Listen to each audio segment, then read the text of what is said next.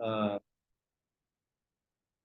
कुछ देर के लिए और प्रतीक्षा करते हैं। कुछ और भक्त जो हैं सो अ, हमारे साथ जुड़ना चाहेंगे कुछ देर में। तो 2-4 मिनट हम लोग और थोड़ा प्रतीक्षा करते हैं। तब तक रघुनाथपुरी प्रभु जी, हरे कृष्णा, अगर कुछ संबोधित करना चाहें तो कर सकते यस।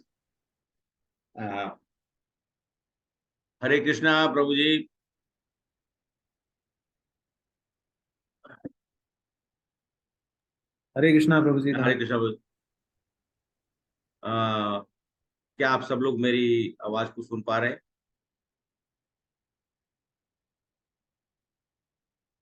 हरे कृष्णा। जी जी प्रभु जी, एक सेकेंड रुक जाइए। म्यूट म्यूट तो नहीं।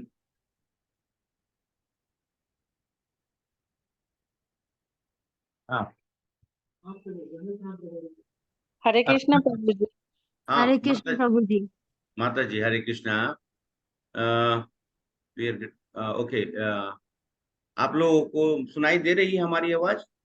जी प्रभु जी, आवाज आ रही है। अच्छा अच्छा, ठीक है माता जी। हरे कृष्णा। तो हरे यहाँ कृष्ण पे प्रभु। माता जी हरे कृष्णा, प्रभु जी हरे कृष्णा। आप सब लोग को कार्तिक मास और आज धनतेरस का दिन। आज आप सब सभी लोग को ढेर सारी शुभकामनाएं। और अब मैं उम्मीद करता हूं कि आप सभी लोग धनतेरस के दिन पर अ, आप सब लोग अपने अपने घर पे कुछ ना कुछ तो जरूर खरीद कर लाए होंगे। और दिवाली के लिए हम लोग तैयारी कर रहे हैं। दिवाली के दिन पे क्या होता है? हरे कृष्णा। दिवाली के दिन पर क्या होता है? क्योंकि 2-3 मिनट का समय मिला है, तो मैं आप सब लोग से कुछ ऐसी चीजें पूछना चाह रहा हूं जिससे कि आप सब लोग अपने हृदय में भी उस चीजों को समझ सकेंगे। इन सब चीजों में थोड़ा सा बुद्धि का कम, ये हृदय का ज्यादा इस्तेमाल होता है। तो दिवाली के दिन हम लोग क्या करते हैं, या दिवाली से पहले? अरे दामोदर, अच्छा ठीक है, प्रभु जी ने कहा दामोदर लीला हुई। अच्छा ठीक है, दिवाली से पहले हम सब लोग, आज धनतेरस का दिन था तो कुछ कुछ खरीद के ले आए। कुछ झाड़ू, कुछ हम लोग से ये सब होता है, हम सब लोग का जो परंपरा के रूप में। लेकिन सबसे इम्पोर्टेंट है दिवाली के दिन पर हम सब लोग को अपने हृदय का मार्जनम करना है। दीप जलाना है और हृदय को, मतलब हमें अपने आप को रोशनी दिखानी है। दूसरे को रोशनी नहीं दिखानी है, हमें अपने आप को रोशनी दिखानी है, जिससे कि हमारे जीवन में जिस पथ को हम उज्जवल करना चाहते हैं वो उज्जवल हो। और वो कौन सा पथ है? आध्यात्मिक पथ। आध्यात्मिक पथ पर ही जाकर आप कितना भी कुछ कर ले, जब तक अध्यात्म से नहीं जुड़ेंगे तब तक हमारा मन, कल माता जी मेरे ख्याल से रेणु वर्मा माता जी थी और एक दो दो और लोग, उन लोगों ने भी अपने विशेष इन सब चीजों के बारे में बताया, अपने जीवन के बारे में उन्होंने। और उन्होंने कहा कि जिस समय से अध्यात्म से जुड़े और अध्यात्म से जुड़ने के बाद यही समझ में आया कि कृष्ण के शरण में हम सब लोग को जाना है। तो दिवाली का मतलब ही होता है कि अपने अपने अंदर रोशनी करना, कृष्ण को स्थान देना। और अपना जो हम लोग कुछ समय से घर का सफाई ये वो करते, क्यों करते हैं? इसलिए कि हमारा हृदय और मन भी शुद्ध हो। घर का सफाई कर लिए, लेकिन हमारे मन, हमारा विवेक और हमारा हृदय, अगर उसको हम शुद्ध नहीं कर पाएंगे तब तक हमारे लिए दिवाली का असल पर्व समझ में नहीं आएगा।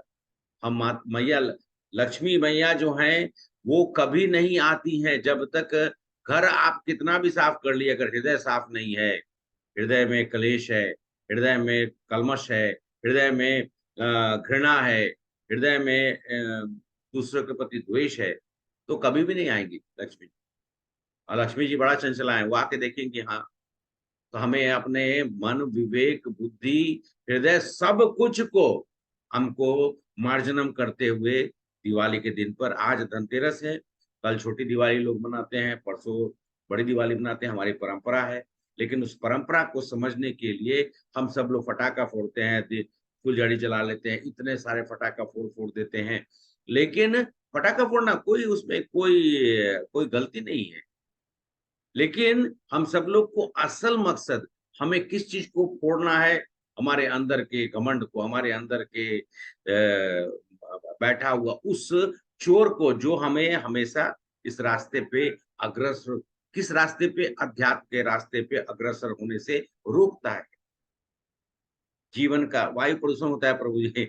नहीं, वायु प्रदूषण तो मैं नहीं कहूंगा, क्योंकि ऐसा है कि शास्त्रों के विदित है कि हम सब लोग दिवाली में दीप क्यों दिखाते हैं।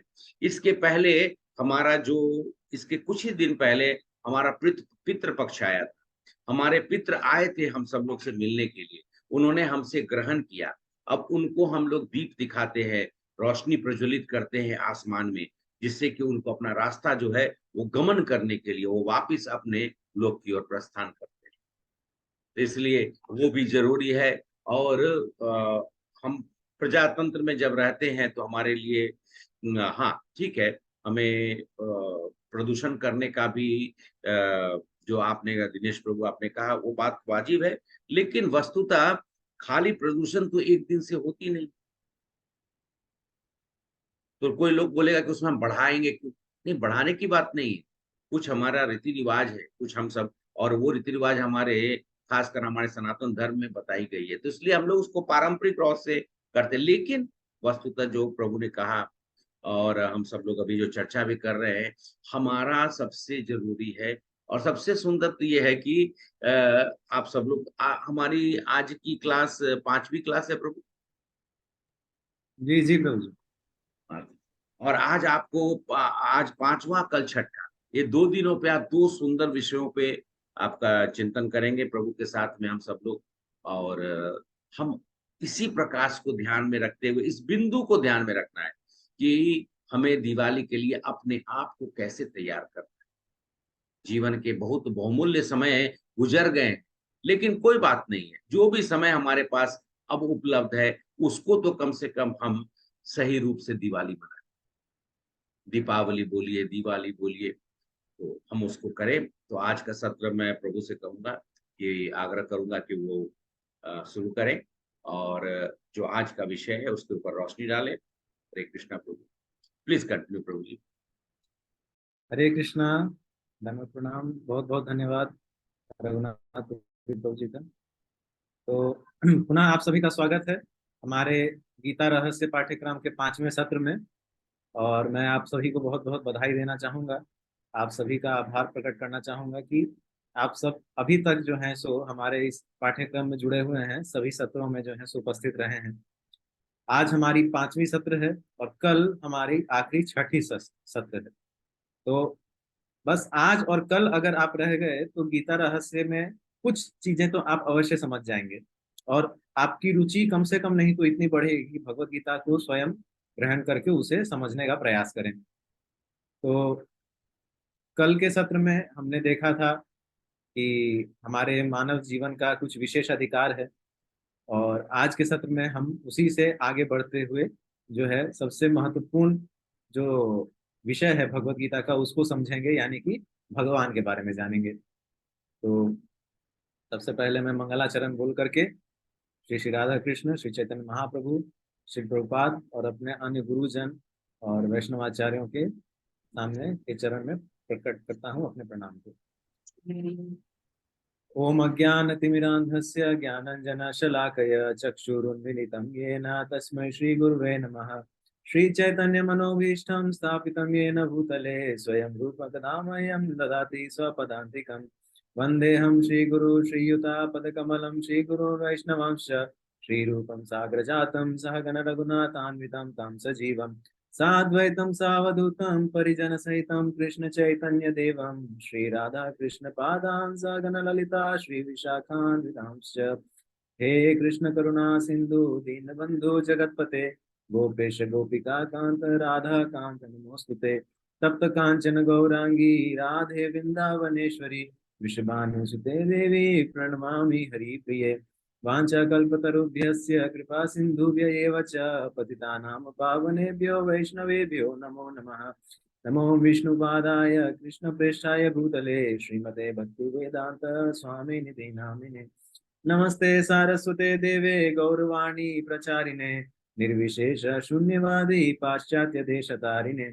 जय श्री कृष्ण चैतन्य प्रभु नित्यानंद श्री अद्वैत गदाधर श्रीवासादि गौर भक्त वृंदा।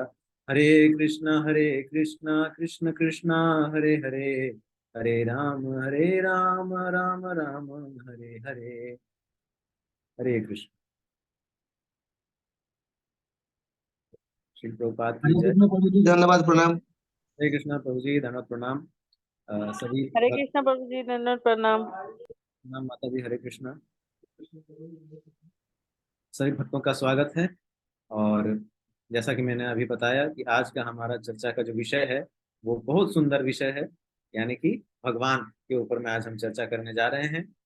देखिए, वास्तव में भगवान के ऊपर में चर्चा करना, उनकी हरि कथा करना जो है सो बहुत बड़ा सौभाग्य होता है, जो वक्ता है उसके लिए भी और जो श्रोतागण होते हैं उनके लिए भी। और कार्तिक के इस पावन मास में मुझे यह सौभाग्य मिला, यह अवसर मिला कि मैं आप सभी के समक्ष भगवान श्री कृष्ण की हरि कथा करूं। तो यह मुझसे नहीं लगता कि इससे बड़ा सौभाग्य मेरे लिए कुछ और हो सकता है। आप सभी जो हैं सो मुझे यह अवसर प्रदान कर रहे हैं, इसलिए मैं आपका बहुत बहुत आभारी हूँ। और आज हम लोग जो अब अपना सत्र शुरू करने से पहले मैं अपना प्रणाम प्रकट करता हूँ श्री प्रभुपाद और गुरुजनों को, कि जो भी उनकी शिक्षाएं हैं उन्हें मैं उसी रूप में यथारूप आपके सामने प्रस्तुत करूं।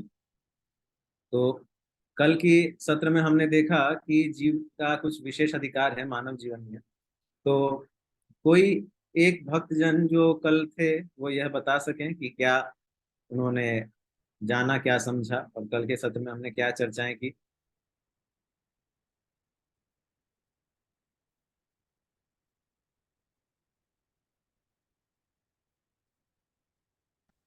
हरे कृष्णा प्रभु जी। कृष्णा प्रभु जी। जीव सभी जीव है, पर जानवर में सोचने समझने की ताकत कम होती है, इंसानों में ताकत ज्यादा है। और वो अपने भगवत धाम जाने की तैयारी की यही इंसान रूप में कर सकते, मानव रूप में, बाकी कोई रूप में नहीं कर सकते। हाँ, ठीक है। तो जैसा विजय प्रभु ने अभी बताया कि हम सभी की जो चेतना है वो बाकी जीवों से, अन्य जीवों से जो है सो वो ज्यादा विकसित है। और हम भगवान की तरफ जो है सो अपनी चेतना को मोड़ करके उनकी सेवा करके भगवत धाम वापस जा सकते हैं। तो और कोई है जो कुछ और पॉइंट्स ऐड करना चाहेंगे? दुख कितनी तरह का होता है? 3 तरह का बताया गया, आदि, दैविक, इससे ये भी 3 पॉइंट बताए थे। बहुत बहुत धन्यवाद राकेश भटनागर प्रभु जी का। और हमने कल यह भी चर्चा की थी कि 3 प्रकार के कष्ट, यानी 3 प्रकार के हाँ, दुख जो हैं दुख वो होते हैं। हम सभी को जो है सो इस भौतिक संसार में झेलने पड़ते हैं, भोगने पड़ते हैं। तो यह सब हमने कल चर्चा की थी। और अब हम लोग ये चर्चा करने जा रहे हैं कि हम सभी ने ये तो देख लिया कि कर्म क्या है, जीव कौन है, और हमारा विशेष अधिकार क्या है, सब कुछ हमने जो है सो देख लिया है। लेकिन अब सबसे महत्वपूर्ण चीज जो है वो बच गई है, क्या? कि जिस भगवान ने यह सब नियम कानून बनाए हैं, जिसने इस पूरी सृष्टि की रचना की है, इस भौतिक संसार की रचना की है और हमें यहाँ पर भेजा है, जो हमारे परम पिता परमेश्वर हैं, जिनके हम आंशिक रूप हैं, वे कौन है? तो आज हमारा यह सौभाग्य है कि आज हम उनके बारे में चर्चा करेंगे। तो मैं अपना अभी स्क्रीन शेयर करता हूँ जी। तो आज का हमारा मुख्य विषय है ईश्वर। तो भगवान के ऊपर हम थोड़ा चर्चा करते हैं। हमारे प्रेरणा के स्तोत्र कृष्ण के ब्रह्ममूर्ति श्री श्रीमद श्री प्रभुपाद जी। तो आज का हमारा जो एजेंडा है, आज के हमारा क्या, हम लोग किन बिंदुओं पर चर्चा करेंगे उस पे थोड़ा मैं प्रकाश डालता हूँ। पहले कि सबसे पहले यह देखेंगे कि भगवान एक सर्व प्रसिद्ध व्यक्तित्व है।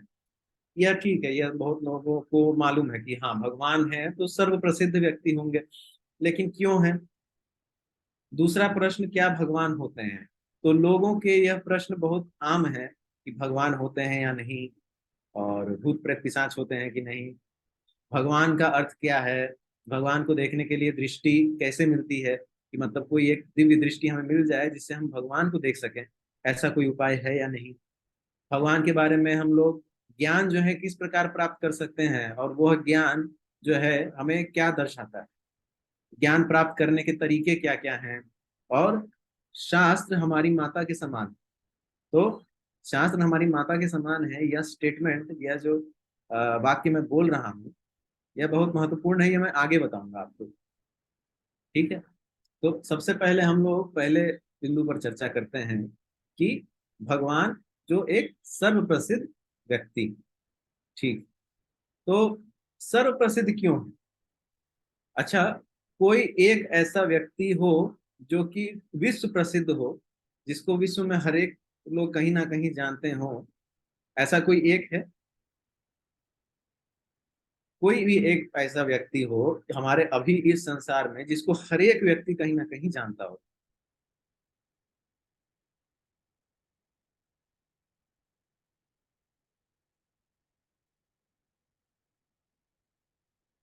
नहीं है। कुछ लोग कहेंगे कि भारत के प्रधानमंत्री को सब लोग जानते हो सकते हैं, ठीक है, और बहुत सारे लोग कहेंगे कि नहीं, अमेरिका के राष्ट्रपति को सभी लोग जानते होंगे, वे सर्वप्रसिद्ध हैं इस जगत में, है ना, ऐसा बहुत लोग सोचेंगे। लेकिन ठीक है, मान लीजिए कि चलिए भारत और अन्य राष्ट्रों के जो पढ़े लिखे शिक्षित जो लोग हैं, वे लोग जानते होंगे कि हाँ, भारत के प्रधानमंत्री माननीय नरेंद्र मोदी जी हैं, अमेरिका के राष्ट्रपति चलिए ठीक है कोई जो बाइडेन साहब हैं। तो हम लोग यह जानते हैं, ठीक है, ये समझ रहे हैं कि जो लोग साक्षर हैं वे लोग जान सकते हैं कि हाँ, यहाँ यहाँ पे ये लोग जो है सो प्रमुख स्थान पर हैं। लेकिन सोचिए, कल्पना करिए, ऐसे कई जंगल हैं, वन हैं, जहां पर आदिवासी लोग रहते हैं और वे लोग हमारी भाषा तक नहीं जानते। उनकी एक अपनी अलग भाषा है। जैसे बहुत लोग, उदाहरण के तौर पे मैं देना चाहूंगा कि साउथ अमेरिका यानी दक्षिण अमेरिका में कई ऐसे जंगल हैं जिसे हम लोग अमेजोन की जो वर्षा वन है उन्हें हम कहते हैं। वहां पर ऐसे कई आदिवासी रहते हैं जिनकी जो जो लिखित भाषा नहीं है, केवल मौखिक भाषा है, और वे वो भाषा हम लोग भी नहीं जानते और वो हमारी भाषा नहीं जानते। तो क्या वो इस बात से अवगत होंगे कि हाँ, जो बाइडेन जो है सो अमेरिका के राष्ट्रपति हैं, या नरेंद्र मोदी जो है सो भारत के प्रधानमंत्री हैं? क्या इस बात से उन्हें कोई लेना देना है? क्या उनको इस बात की जानकारी होगी? तो नहीं होगी। तो इस संसार में ऐसा कोई भौतिक रूप से कोई व्यक्ति नहीं है जिसे सभी लोग जानते हैं। कोई ना कोई ऐसा रहेगा जो उसे ना जानता हो, ठीक है। तो भगवान सर्वप्रसिद्ध क्यों? क्योंकि वो केवल इस संसार में नहीं, प्रत्येक जितने भी अन्य लोक हैं उन सभी में जो है सुप्रसिद्ध है। कैसे? तो पहले इस भौतिक संसार की बात करते हैं। हम सभी के अंदर, शरीर के अंदर क्या है? आत्मा है। ये हमने पहले ही चर्चा कर ली है। और यह आत्मा जो है स्वयं किसका आंशिक रूप है? परमात्मा का रूप है। और भगवान का अंश होकर के हम सभी की आत्मा जो है वो भगवान को विशेष रूप से जानती है। लेकिन भौतिक संसार में माया के प्रकोप में हम उस जानकारी को भूल जाते हैं, और इसीलिए इसी अवस्था में हम केवल भौतिक रूप से कार्य करने लगते हैं, आध्यात्मिक रूप से कार्य नहीं करते, और भगवान को जानने की चेष्टा भी नहीं करते, है ना। तो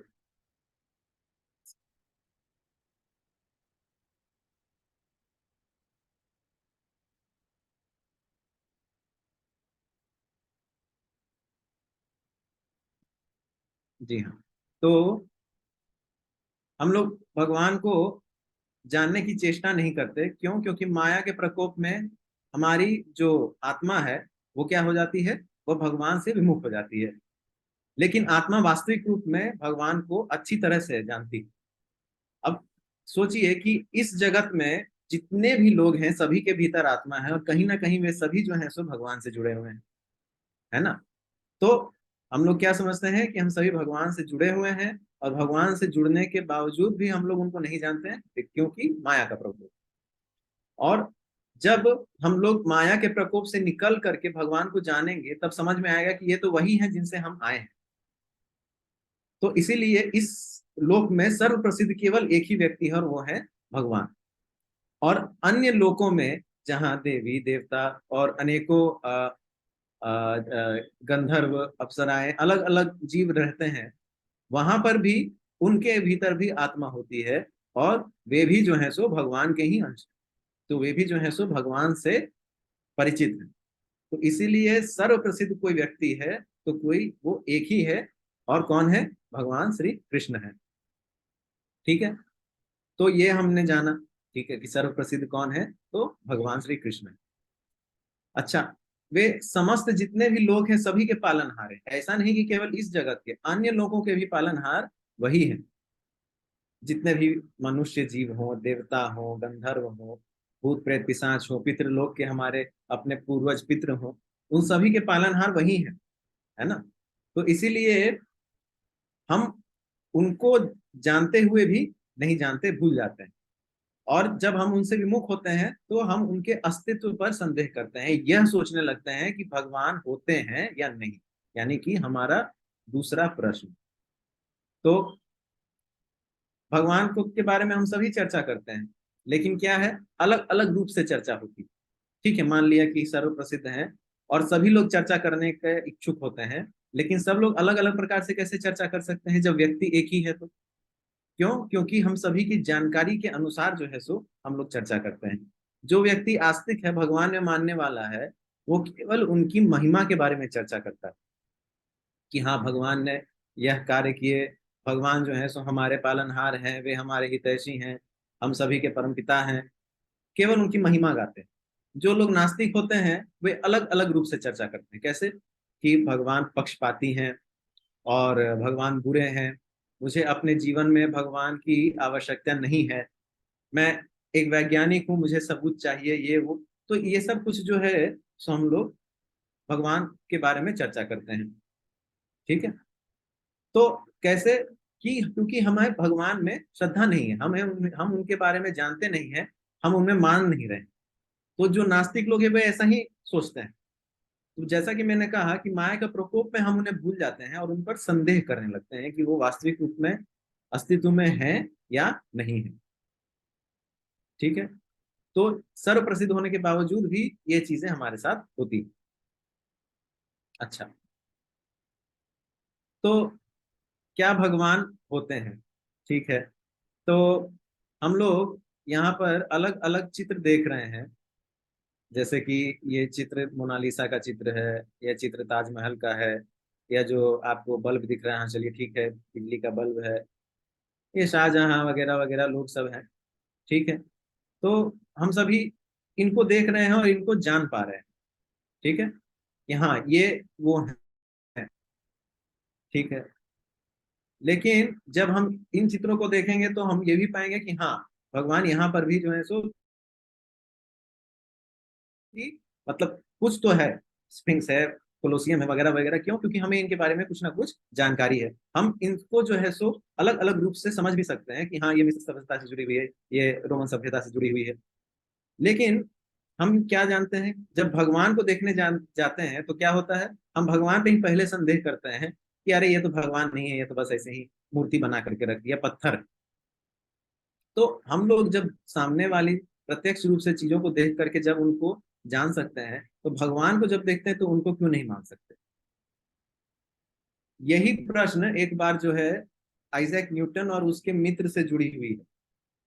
कि आइजैक न्यूटन बहुत महान वैज्ञानिक अपने समय के, और वैसे तो ईसाई थे, लेकिन भगवान में पूर्ण रूप से जो है सो उनका विश्वास था। वैज्ञानिक होने के बावजूद भी, अनेकों वैज्ञानिक तथ्य रखने के बाद भी उनको जो है सो पूर्ण विश्वास था कि ब्रह्मांड की रचना स्वयं भगवान ने ही की होगी। तो उनका यह कहना था कि जिस प्रकार से मेरी जानकारी है, जैसा मैं मानता हूं कि जितना अधिक विज्ञान में मैं अध्ययन करता जा रहा हूं, उतना ही मेरा अधिक भगवान में विश्वास बढ़ता जा रहा है। तो उनके मित्र के साथ एक घटना हुई थी। उनका एक मित्र था जो भगवान में बिल्कुल नहीं मानता था और भगवान के बिल्कुल खिलाफ था, मतलब एकदम ही नास्तिक व्यक्ति था। लेकिन हाँ, वो भी उनके साथ फिजिक्स यानी भौतिकी की जो है सो रहस्यों पर चर्चा करता था। एक बार आइजैक न्यूटन साहब को उनके किसी अन्य मित्र ने कहीं और से जो है सो एक, जो हमारा ये सोलर सिस्टम जिसको कहते हैं, उसका एक 3 डायमेंशनल यानी कि 3D का जो है सो एक पुतला जैसा, मॉडल जैसा जो है सो बना करके दिया, और उसको वे अपने साथ रखते थे। उसको किसी रूप से थोड़ा चला करके भी जो है सो देख सकते थे कि किस प्रकार से ग्रह जो हैं वो सूर्य के इर्द गिर्द घूमते हैं। तो जो उनका मित्र था जो बिल्कुल ही नास्तिक था, एक बार उनके घर जब आया तो देखा कि वे किसी चीज पर काम कर रहे हैं और उनके पास जो है ये ऐसा एक यंत्र जैसा जो है सो कुछ रखा है जिसमें कि सूर्य के इर्द गिर्द जो है सो ग्रह जो है सो घूम सकते हैं। तो उन्होंने पूछा कि अच्छा ये किसने बनाया? किसने बनाया?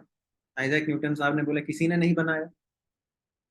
तो बोले हट, किसी ने तो कुछ ना कुछ तो बनाया होगा, नहीं तो ये यहाँ पर है कैसे?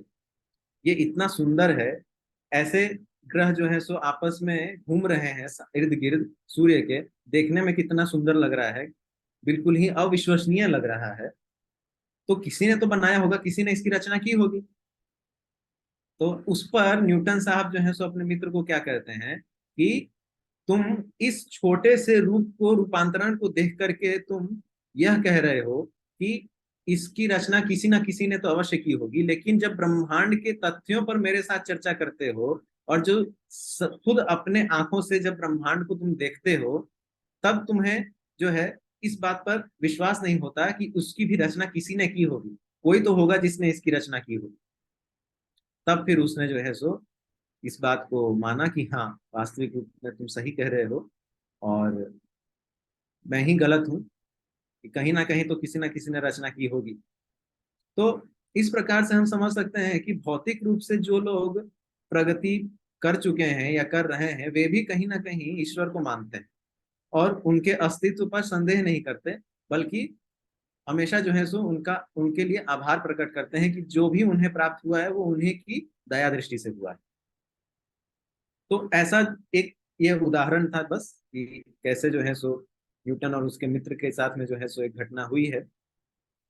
ठीक है, तो हमने ये तो जान लिया कि चलिए ठीक है, कहीं ना कहीं भगवान तो होंगे ही, कुछ ना कुछ उन्होंने जो है सो हमारे जीवन में किया है, कुछ बनाया, इस ब्रह्मांड की रचना की है, सब कुछ की है, ठीक है। अच्छा, भगवान का अर्थ क्या है? हम लोग हर बार नॉर्मल रूप से भी जो है सो, सामान्य रूप से भगवान भगवान कई बार जो है सो अपने दिन में जो है सो इस शब्द का उल्लेख करते हैं, इस शब्द को बोलते हैं। तो इसका अर्थ क्या है? तो आप लोग वेद व्यास को जानते होंगे, महर्षि व्यास देव जो थे, उन जिन्होंने समस्त पुराणों की जो है सो रचना की और महाभारत की गाथा लिखी। तो उनके पिताश्री पराशर मुनि थे और पराशर मुनि जो है सो भगवान शब्द का जो है वो क्या करते हैं, अर्थ बताते हैं। ठीक है, तो क्या है इसका अर्थ? कि वो व्यक्ति जिसके पास 6 ऐश्वर्य पूर्ण रूपेण हो। ठीक है, तो 6 प्रकार के ऐश्वर्य के बारे में पराशर मुनि कह रहे हैं यहाँ पर, है ना, कि इन 6 प्रकार के ऐश्वर्य जिस भी व्यक्ति के पास होंगे वह अपने आप को भगवान कह सकता है। ठीक है, तो ऐसा जो है पराशर मुनि ने विष्णु पुराण में एक जगह जो है सो इसका उल्लेख किया है और उसमें यह कहा है कि यदि आप किसी ऐसे व्यक्ति को पाते हैं जिसका कोई प्रतिस्पर्धी नहीं, ठीक है, समान नहीं है और जिसका कोई श्रेष्ठ नहीं है, तो वह भगवान, मतलब जो उनके समान नहीं है, जो उनका कंपेटिटर नहीं है, जो उनसे परे नहीं है, तो वो क्या है, वो भगवान है। ठीक है, अच्छा, ईश्वर की परिभाषा 2 शब्दों में दी जा सकती है, जिसका कोई श्रेष्ठ ना हो और जिसका कोई तुल्य ना हो, मतलब जो उनके बराबर ना हो और जो उनसे श्रेष्ठ भी ना हो। ठीक है, तो विष्णु पुराण में क्या कहा गया है कि ऐश्वर्यस्य समग्रस्य, मतलब कि वह ईश्वर समस्त संपत्ति का स्वामी है, वीर्यस्व है यानी कि समस्त शक्तिशाली है, यशस यानी सर्व प्रसिद्धि, सारी बुद्धि, सारा सौंदर्य और सारा त्याग जिसमें हो, वही व्यक्ति जो है सो भगवान हो सकता है। यह 6 वस्तुएं पूर्ण शक्ति में 100% अधिपत्य में जो है उसको भगवान बनाती। तो क्या है वो 6 चीजें? सबसे ज्यादा शक्ति, सबसे अधिक विद्या, सबसे अधिक सुंदर, सबसे प्रसिद्ध, सबसे ज्यादा धनवान और सबसे ज्यादा वैराग्य जिसके अंदर हो। तो उनसे ज्यादा किसी के अंदर ये नहीं हो सकता है। हम सभी के अंदर कुछ हद तक ये छह चीजें हैं। हम सभी क्या हैं, भगवान के अंश हैं, हमने कल देखा था।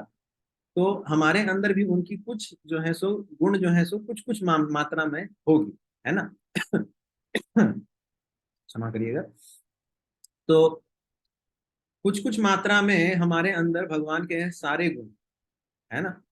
अच्छा, जैसे आप एक ग्लास भर के खारा पानी समुद्र का पीजिए और एक बूंद पीजिए, दोनों में फर्क होता है ना। अगर पूरा एक ग्लास भर के पीजिएगा तो क्या होगा, आपके पूरे कंठ जो है सो जलने लग जाएंगे, आपको उल्टियां होने लगेंगी। एक बूंद पीजिएगा तो केवल बस एक खारा सा स्वाद मुंह में आएगा। तो क्या है, खारापन दोनों में है, लेकिन क्या है, एक में अत्यधिक है और एक में बिल्कुल ही नाम मात्र है। तो हमारे साथ भगवान का भी संबंध कुछ इसी प्रकार है। हम भगवान के गुण लेकर के तो आए हैं, लेकिन क्या है, कुछ ही गुण लेकर के आए। हर गुण थोड़ा थोड़ा थोड़ा थोड़ा मात्रा में लेकर के आए हैं। शक्ति हमारे अंदर भी होती है। अगर कोई व्यक्ति कहे कि हाँ 5 किलो का बोरा 10 किलो का बोरा उठा लो, हम लोग उठा लेंगे। हो सकता है कुछ लोग उससे भी अधिक उठा ले। कुछ लोग काफी ज्यादा विद्वान होते हैं, कुछ कम विद्वान होते हैं। कुछ लोग अत्यधिक सुंदर होते हैं, कुछ कम होते हैं। कुछ प्रसिद्ध होते हैं, कुछ प्रसिद्ध नहीं होते हैं। कुछ के पास खूब सारा धन ऐश्वर्य होता है, कुछ के पास नहीं होता। कुछ लोग जो है सो अपने जीवन से बहुत ही विरक्त होते हैं, अपनी इंद्रियों की सेवा नहीं करते, भगवान की सेवा करते हैं। अपने जीवन में किसी मोह माया से जो है सो आसक्त नहीं होते। तो ये सभी गुण हम सभी के अंदर है, लेकिन क्या है, थोड़े थोड़े मात्रा में है। भगवान के अंदर क्या है, समस्त मतलब सब कुछ है। ठीक है। तो ये हमने जाना कि ठीक है, भगवान जो है सो कौन है, और हम लोग भगवान के क्या परिभाषा है उसको भी जाने। अच्छा, भगवान को जानने का प्रयास अब कैसे कर सकते हैं। ठीक है, भगवान कौन है ये तो हमने चर्चा कर ली, लेकिन भगवान को हम लोग किस प्रकार से जान सकते हैं। तो कुछ लोग पहले ये सत्र किए हैं, आप लोग में से कोई यह बता पाएगा कि हम लोग भगवान को किस प्रकार से जान सकते हैं।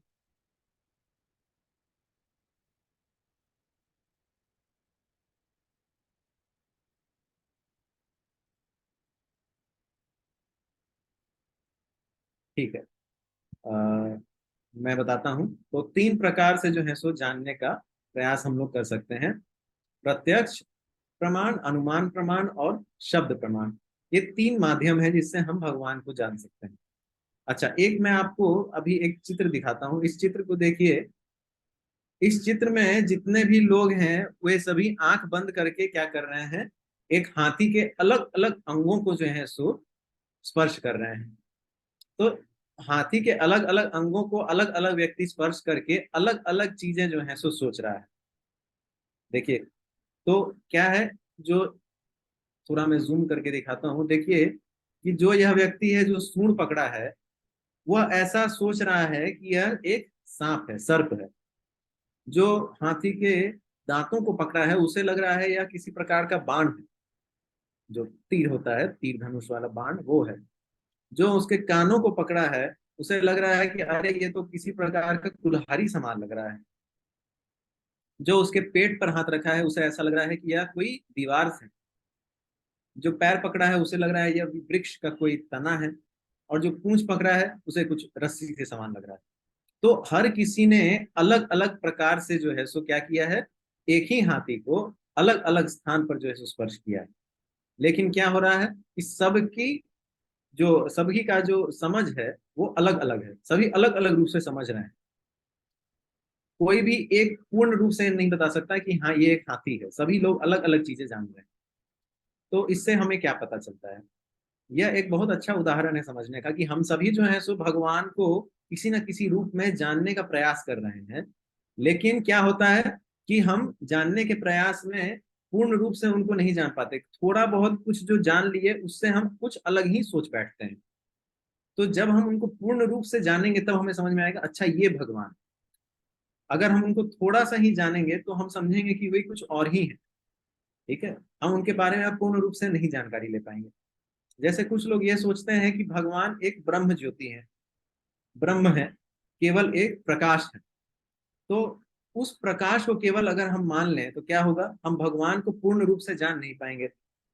ठीक है, वो प्रकाश जो है वो भगवान की ही शक्ति है, लेकिन उस प्रकाश के परे भी जो है सो भगवान का वास्तविक रूप है। तो अगर हम लोग उस प्रकाश को ही भगवान मान बैठे और उसमें विलीन होने का इच्छा जता लें तो क्या होगा कि हम अपना परम उद्देश्य जो है उसको पालन नहीं कर पाएंगे। जो हमारा परम उद्देश्य क्या है कि हमें भगवान के धाम जाके वहां उनकी सेवा करनी है। तो इसीलिए जरूरी क्या है कि हम लोगों को पूर्ण रूप से ज्ञान लेना है, भगवान को समझने का पूर्ण रूप से प्रयास करना है। ठीक है, और यह प्रार्थना करनी है कि जो हम लोग प्रयास कर रहे हैं उस प्रयास में भगवान हमें सफल बनाए। तो अब कुछ लोग ऐसा कहते हैं कि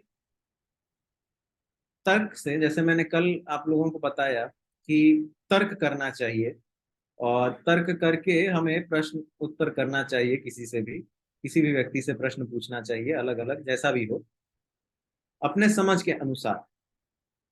तो क्या तर्क से हम लोग भगवान को नहीं जान सकते? ठीक है, तर्क शक्ति का इस्तेमाल करते हुए उसके उपयोग से हम लोग बहुत चीजों को समझ सकते हैं, कई सारे सिद्धांतों को समझ सकते हैं, कई सारी बातों को समझ सकते हैं, लेकिन भगवान को समझने में वो हमेशा काम नहीं आता। क्यों? क्योंकि हमारे पास 4 प्रकार के दोष भी हैं। अच्छा, हमने बहुत कुछ जो है सो इस प्रकार से चर्चा की है। 4 प्रकार के हमारे भीतर जो है सो क्या होते हैं, अलग अलग समस्याएं भी आती हैं। जैसे जन्म होता है, मृत्यु होती है, जरा व्याधि, ये 4 चीजें जो है सो हमारे जीवन में फिक्स है। वैसे ही ये 4 मुख्य दोष भी हैं। क्या है ये 4 मुख्य दोष? तो अपूर्ण इंद्रियां, यानी कि हमारे जो सेंसेस हैं, इंद्रियां हैं, वो क्या है, अपूर्ण है, मतलब वो परफेक्ट नहीं है। अच्छा, हम लोग कई बार क्या होता है, दूर से कुछ चीज देखते हैं तो हमें लगता है कि ये कुछ और है, और जब पास जाके देखते हैं तो वो कुछ और ही होता है ना। तो इसका मतलब हमारी हमारे जो नेत्र हैं वो परफेक्ट नहीं है। ठीक है, अगर यही हम आपके आंखों पर पट्टी बांध दें और आंखों पर पट्टी बांधने के बाद आपको कुछ स्पर्श करने के लिए कहें और पूछा जाए आपसे कि यह क्या वस्तु है, तो कई बार आप जो है सो उसे सही रूप से बता नहीं पाएंगे। क्यों? क्योंकि हमारे इंद्रियां जो है वो उतनी परफेक्ट नहीं है। हम किसी भी वस्तु को ऐसे ही छू करके बस अंदाजा ही लगा सकते हैं, अनुमान लगा सकते हैं। दूसरा क्या दोष है हमारे अंदर? तो त्रुटि करने की प्रवृत्ति, यानी कि हम गलतियां करते हैं। ठीक है, हम गलतियां करते हैं, चाहे जाने अनजाने किसी भी प्रकार से हमें हमसे गलतियां हो ही जाती, चाहे कैसी भी। तो ये त्रुटि करने की प्रवृत्ति हमेशा ही रहती है। तो क्या होगा कि तर्क करेंगे तो तर्क करने में हमसे समझने में भी भूल हो सकती है, गलती हो सकती है। और हमारी जो इंद्रियां हैं वो अपूर्ण है, तो हमारी अपूर्ण इंद्रियां जो है सो क्या होंगी, जब उनसे हम भगवान को देखने का, समझने का प्रयास करते हैं तो हम नहीं समझ सकते। क्योंकि भगवान को समझने के लिए हमारी इंद्रियां ही केवल जो है सो काम नहीं आएंगी, उससे परे हमें सोचना पड़ेगा। भगवान श्री कृष्ण की 16,108 पत्नियां थी और उन सभी रानियों के साथ जो है वो द्वारका में निवास करते थे। तो वो एक साथ सभी जगह उपस्थित रहते थे। कैसे? क्योंकि उन्होंने अपने आप को जो है सो 16,108 रूपों में जो है सो बदल देते थे। तो इतने सारे रूप, 16,000 रूप में अपने आप को एक व्यक्ति कैसे बदल सकता है? तो इस तरह से हम लोग समझ सकते हैं कि भगवान को केवल ऐसे देखेंगे, ऐसे समझने का प्रयास करेंगे तो समझ में नहीं आएगा। जब भगवान श्री कृष्ण ने अर्जुन को कुरुक्षेत्र के रणभूमि में अपना विश्व रूप का दर्शन कराया था, तो कैसे कराया था? उन्होंने कहा था, अर्जुन तुम अपने नेत्रों से मुझे नहीं देख सकते, मेरे उस विश्व रूप को नहीं देख सकते। उसको देखने के लिए तुम्हें क्या चाहिए? तुम्हें दिव्य दृष्टि चाहिए, जो मैं तुम्हें प्रदान करता हूँ। इस दिव्य दृष्टि को लो और मेरे विश्व रूप के दर्शन करो। तो फिर भगवान ने अपने विश्व रूप का दर्शन कराया, जिसे देखकर अर्जुन भयभीत हो गया। अगर हम भगवान के उस स्वरूप को देखेंगे तो हम वास्तव में भयभीत हो जाएंगे, क्योंकि हर एक कण कण में हमें भगवान दिखेंगे, भगवान के अनेकों रूप दिखेंगे। तो फिर अर्जुन जो है सो उनसे क्षमा मांगते हुए, उनसे प्रार्थना करते हुए कहता है कि हे केशव, अब जो है मुझे इस रूप के दर्शन नहीं करने, आप मेरे से यह नेत्र वापस ले लीजिए और अपने उसी प्रेममय स्वरूप में जो है दर्शन दीजिए। तो क्या है, ये हमारी अपूर्ण इंद्रियों के वजह से है। तो तीसरा क्या दोष है, भ्रमित होना, यानी कि हम सभी भ्रमित हो जाते हैं। अगर हमारी इंद्रियां पूरी नहीं होती हैं तो हम सभी भ्रमित हो जाते हैं, और क्या होता है कि हम गलतियां फिर से कर बैठते हैं। हमारी इंद्रियों के अपूर्णता की वजह से ही जो है सो हम भ्रमित होते हैं। कुछ भी सुनेंगे, समझेंगे कुछ और भ्रमित हो जाएंगे। और चौथा दोष क्या है, धोखा देने की प्रवृत्ति, कि हम सभी के अंदर या किसी और को कभी ना कभी धोखा देने की जो है सो इच्छा हो ही जाती है, वास्तव में होते हैं। ठीक है। अब हम मान लीजिए कि हमारे अंदर धोखा देने की प्रवृत्ति है, तो हम भगवान को इस प्रकार से कैसे देखेंगे? हम लोग क्या है, चीटर्स। तो हम हमेशा यही चाहेंगे कि हम चीट करते रहें। लेकिन भगवान अपने आप को धोखाबाजी करने वाले लोगों के सामने क्यों दर्शन देंगे? तो इसीलिए ये चार मुख्य दोष हमारे भीतर हमेशा ही रहते हैं। तो फिर हम लोग भगवान को किस प्रकार जान पाएंगे?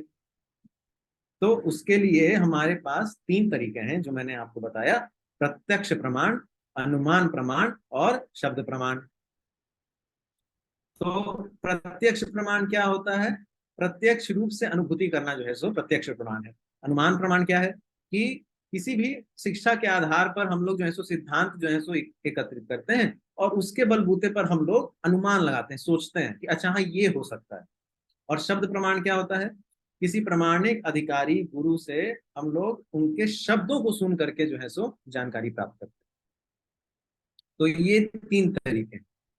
अच्छा, प्रत्यक्ष प्रमाण का अर्थ क्या होता है कि जो प्रत्यक्ष रूप से आपके सामने है, केवल आप उसी को मानते हैं। जैसे अगले चित्र में आप देखेंगे कि ठीक है, जो दिखता है वही सत्य है। अगर ऐसा है तो आप इन चार चित्रों को देखिए, आपको क्या समझ में आ रहा है? अगर केवल प्रत्यक्ष प्रमाण के रूप से हम देखेंगे तो क्या होगा? हम इन चार चित्रों को देख करके क्या बता सकते हैं कि इनमें क्या अलग अलग चीजें हैं जो हम लोग बता नहीं सकते कि हाँ वो सत्य है, नहीं है।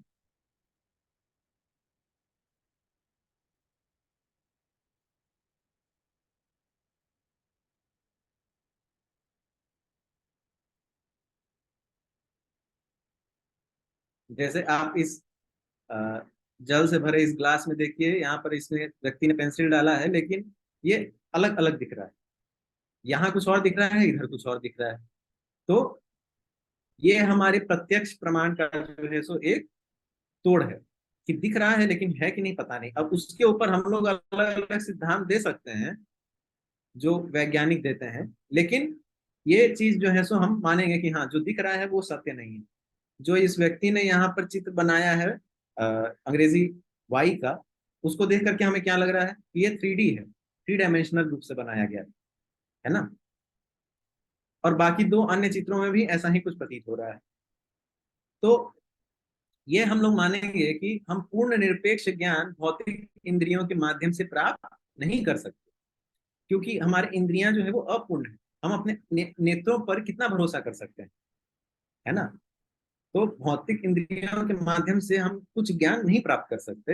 हमारा वैज्ञानिक ज्ञान हमारे चार दोषों से ही प्रभावित होता है, क्योंकि हम लोग वैज्ञानिक क्या करते हैं, जो उनको दिखता है, जिस पर वो अटल रूप से जो है सो कह सकते हैं कि हाँ यह चीज अस्तित्व में है, केवल उसी पर जो है सो वे चर्चा करते हैं। अन्यथा बाकी सभी चीजों पर वो चर्चा नहीं करते, उसे नहीं मानते। तो इसीलिए उसमें भी हमारे चार दोषों से वो प्रभावित होती है। ये बात सही है कि वे सिद्धांत जो है सो कहीं ना कहीं हमारे जीवन को सरल बनाने में सफल होती है, हमारी सहायता करती है। लेकिन आध्यात्मिक जगत में आध्यात्मिक ज्ञान के लिए वो जो है सो सफिशिएंट नहीं, उतना उपयोगी नहीं। तो ये हम प्रत्यक्ष प्रमाण में समझ सकते हैं। ठीक है। अच्छा, दूसरा है अनुमान प्रमाण, कि मतलब अपने शिक्षा के आधारित सिद्धांतों पर हम लोग जो है सो अनुमान लगाते हैं।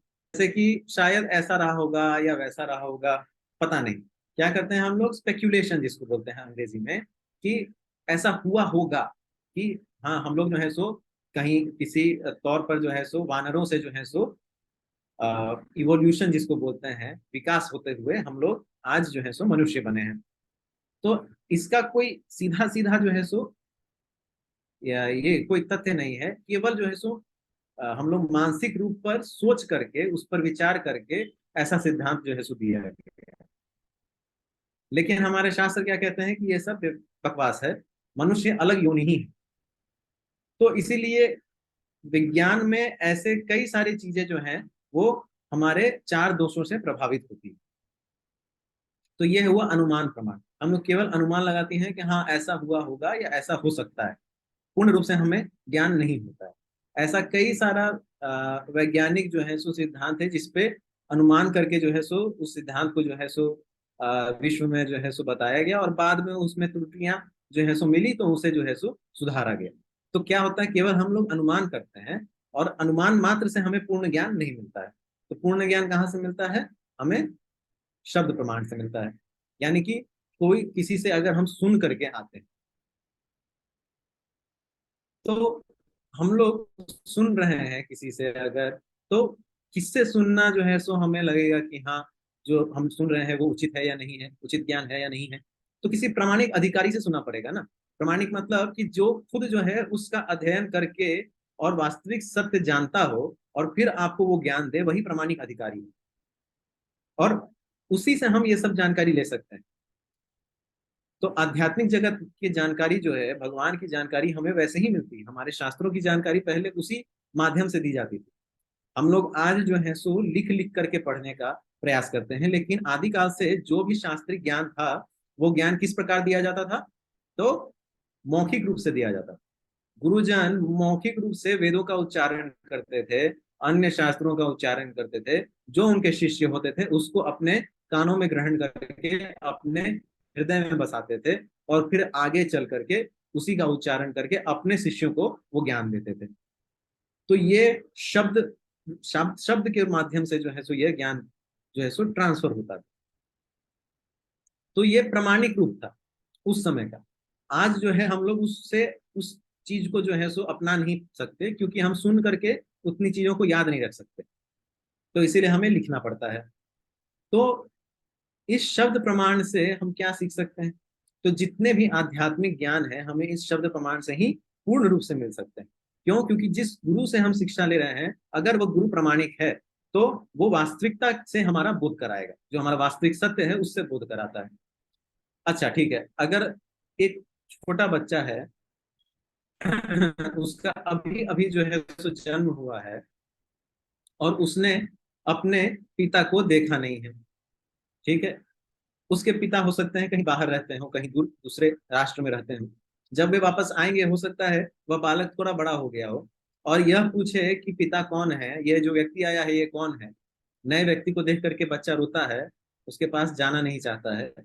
तो उससे वो किसके पास जाएगा? अपनी माँ के पास जाएगा। माँ उसे समझाएगी कि यह तुम्हारे पिताश्री, तो जाओ उनके गोदी में जाके खेलो।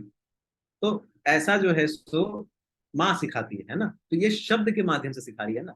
माँ ऐसा तो नहीं बोलती है कि हाँ तुम अपना खून दो, वो अपना खून दें, डीएनए जांच कराएंगे, उसके बाद जो है सो रिपोर्ट आएगी, फिर उसके बाद हम लोग बोलेंगे कि हाँ ये तुम्हारे पिता है। ऐसा तो नहीं। माता जो है सो खुद बोलती है कि हाँ यही तुम्हारे पिता है। तो उसी प्रकार से शास्त्र, जो मैं कह रहा था शुरुआत में कि शास्त्र हमारी माता समान है।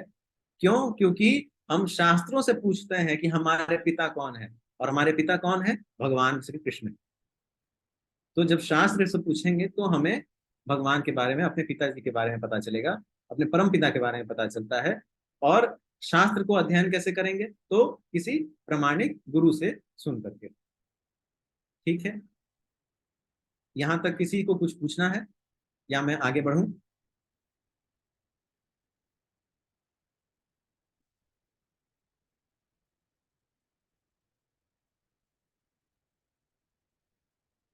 ठीक है, तो फिर मैं आगे बढ़ता हूं। हाँ, तो ठीक है, अब हमने तो ये जान लिया कि हम लोग जो है सो किसी प्रामाणिक अधिकारी से सुन के, गुरुवर से सुन करके भगवान के बारे में जान सकते हैं। तो हम लोग ये कैसे समझेंगे कि यह व्यक्ति प्रामाणिक है नहीं है? और जो ज्ञान हम लोग मतलब ढूंढ रहे हैं, या जिस प्रकार से हम लोग उसको जानने का प्रयास कर रहे हैं वो प्रामाणिक रूप से हमें मिल रहा है कि नहीं। तो कैसे, तो भगवान के बारे में कैसे जानना चाहते हैं, तो जो परंपरा से जो ज्ञान चली आ रही है, अगर उस ज्ञान को ग्रहण करते हुए कोई व्यक्ति हमें क्या देता है, वास्तविक भगवत ज्ञान देता है, तो फिर हम जो है सो कह सकते हैं कि वो गुरु प्रामाणिक है। और तब क्या होगा कि हम भगवान के जो उचित जो जो उनका प्रामाणिक ज्ञान है उसको जान पाएंगे। कैसे, तो देखिए, हमारे अंतर्राष्ट्रीय कृष्ण भावनामृत संघ इस्कॉन में जो गुरु परंपरा चली आ रही है, ये गुरु परंपरा आज से नहीं, भगवान श्री कृष्ण के काल से जो है सो चली आ रही है। इसको मैं आपके सामने आज प्रस्तुत करता हूँ कि आपको यहाँ एक चित्र जो दिख रहा है, इस चित्र में आपको भगवान श्री कृष्ण दिख रहे हैं, ब्रह्मा जी दिख रहे हैं, नारद मुनि दिख रहे हैं, व्यास देव दिख रहे हैं, और उसके बाद हमारे संस्थापक आचार्य श्री प्रभुपाद दिख रहे हैं। तो इस बीच में कई अन्य गुरु भी हैं, कई ऐसे लोग हैं जो इस ज्ञान को प्राप्त किए हैं और इस ज्ञान को आगे बढ़ाते गए। तो यही क्या है, गुरु परंपरा है। जो गुरु शिष्य परंपरा है, ये जो मैंने कहा आपको कि आदि काल से चली आ रही है। गुरु अपने शिष्य को ज्ञान दे करके शिष्य आगे उस ज्ञान को बढ़ाते थे, और यही ज्ञान जो है सो हमारे कृष्ण भावनामृत संघ में जो है सो चली आ रही है। किस रूप में, तो सबसे पहले भगवान श्री कृष्ण ने ब्रह्मा जी को ज्ञान दिया, फिर ब्रह्मा जी ने नारद मुनि को ज्ञान दिया, फिर नारद मुनि ने व्यास देव को ज्ञान दिया, यानी वेद व्यास को, महर्षि वेद व्यास को। अब व्यास देव से सीधा सीधा जो है सो ज्ञान किनको मिला था, श्रीपाद मध्वाचार्य को। मध्वाचार्य जी जब बद्रिक आश्रम गए थे तो वहां पर उन्हें व्यास देव से डायरेक्ट सीधा सीधा जो है सो ज्ञान प्राप्त हुआ था। उसके बाद मध्वाचार्य जी के अन्य जो शिष्य लोग आए, उनको जो है सो ये ज्ञान प्राप्त हुआ। पद्मनाभ, नरहरि, माधव, अक्षोभ्य, जय तीर्थ, ज्ञान सिंधु, दयानिधि, विद्यानिधि, राजेंद्र, जय धर्म, पुरुषोत्तम, ब्रह्मण्य तीर्थ, व्यास तीर्थ, लक्ष्मीपति, माधवेंद्र पुरी, ईश्वर पुरी, और उसके बाद हमारे श्री चैतन्य महाप्रभु। फिर चैतन्य महाप्रभु को जब ये ज्ञान मिला तो उस ज्ञान को उन्होंने किसे दिया, तो रूप गोस्वामी और सनातन गोस्वामी। फिर रूप सनातन गोस्वामी ने किनको दिया, रघुनाथ दास गोस्वामी और जीव गोस्वामी। फिर रघुनाथ दास गोस्वामी ने किनको ज्ञान दिया, कृष्णदास कविराज गोस्वामी, जिन्होंने श्री चैतन्य चरितामृत का जो है सो रचना की। उसके बाद नरोत्तम दास ठाकुर, जो हमारे गौड़िया वैष्णव संप्रदाय के कई सारे जो भजन है उसको लिखे हैं। और उसके बाद विश्वनाथ, जगन्नाथ दास बाबा जी महाराज, फिर भक्ति विनोद ठाकुर, गौर किशोर दास बाबा जी महाराज, भक्ति सिद्धांत सरस्वती प्रभुपाद, और उसके बाद हमारे संस्थापक आचार्य श्री प्रभुपाद। तो लोग ऐसा सोचते हैं कि हमारे कृष्ण भावनामृत संघ में जो है लोग ऐसे ही आकर के कुछ भी बोलने लगते हैं, तो वास्तविक रूप में यह ज्ञान परंपरा के माध्यम से चला आ रहा है। हम लोग अपने इस संघ में जो वैष्णव परंपरा का पालन करते हैं, वो कौन सी वैष्णव परंपरा है, ब्रह्म मध्व गौड़िया वैष्णव संप्रदाय। क्यों, क्योंकि ब्रह्मा से ज्ञान जो है सो कहाँ आया, मध्वाचार्य के पास, मध्वाचार्य के बाद चैतन्य महाप्रभु, और चैतन्य महाप्रभु से आगे बढ़ता जा रहा है, इसलिए ब्रह्म मध्व गौड़िया वैष्णव संप्रदाय। तो जो चार मुख्य वैष्णव संप्रदाय हैं, श्री संप्रदाय, गौड़िया वैष्णव संप्रदाय, रुद्र संप्रदाय और कुमार संप्रदाय, इन चार संप्रदाय में से एक हमारा ब्रह्म मध्व गौड़िया वैष्णव संप्रदाय भी है। तो इसी रूप में ज्ञान जो है सो प्रस्तुत होते हुए आ रहा है। तो यह ज्ञान हमारे श्री प्रभुपाद ने जो है सो आगे विश्व भर में जो है सो प्रस्तुत किया सभी के सामने। इसीलिए जब हम भगवत गीता का ज्ञान देते हैं तो हम कहते हैं कि आप भगवत गीता यथारूप जो है सो पढ़िए। क्यों, क्योंकि उसमें श्री प्रभुपाद ने भगवान श्री कृष्ण के ज्ञान को यथारूप उसी रूप में प्रस्तुत किया है। क्यों, क्योंकि उन्हें यह ज्ञान अपने गुरु आचार्यों से जो है सो उसी रूप में मिला है। तो ये हम इस प्रकार से समझ सकते हैं कि यह ज्ञान जो है सो प्रामाणिक है। ठीक है, अच्छा, अब हमारे मन में अन्य बहुत सारे प्रश्न आएंगे। मैंने अभी आपको बताया कि यह परंपरा जो है सो चली आ रही है, कहाँ से आ रही है, भगवान श्री कृष्ण से आ रही है। मैंने कई बार जो है सो इस बात का जो है सो चर्चा किया है कि कृष्ण भगवान है, तो भगवान श्री कृष्ण ही क्यों है। अब इस प्रश्न का उत्तर आप लोग मुझे एक एक करके दीजिएगा, मैं नहीं दूंगा, मैं दूंगा बाद में जब आपके उत्तर सुन लूंगा। तो भगवान एक है, तो वह कौन है, ये कौन बताएगा?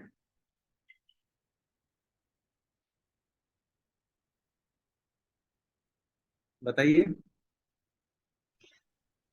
भगवान श्री कृष्ण जी है। ठीक है, आशा माता भगवान जी ने एक बोला है। भगवान श्री कृष्ण है। हाँ, भगवान एक है, वो श्री भगवान कृष्ण। एक।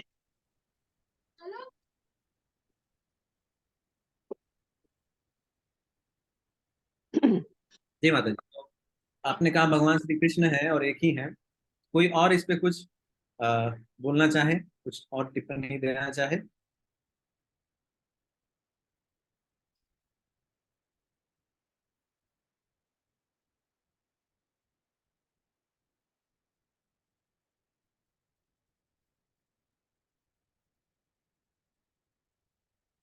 तो क्यों है वही? कोई और भी तो हो सकता है। आप ये केवल इसीलिए कह रहे हैं कि हम मैंने आपको यह ज्ञान दिया, मैं आपको इतने दिनों से बोल रहा हूँ, या फिर आप वास्तविक रूप में इसके बारे में कुछ जानती हैं? आप बता सकती हैं तो कृपया बताइए।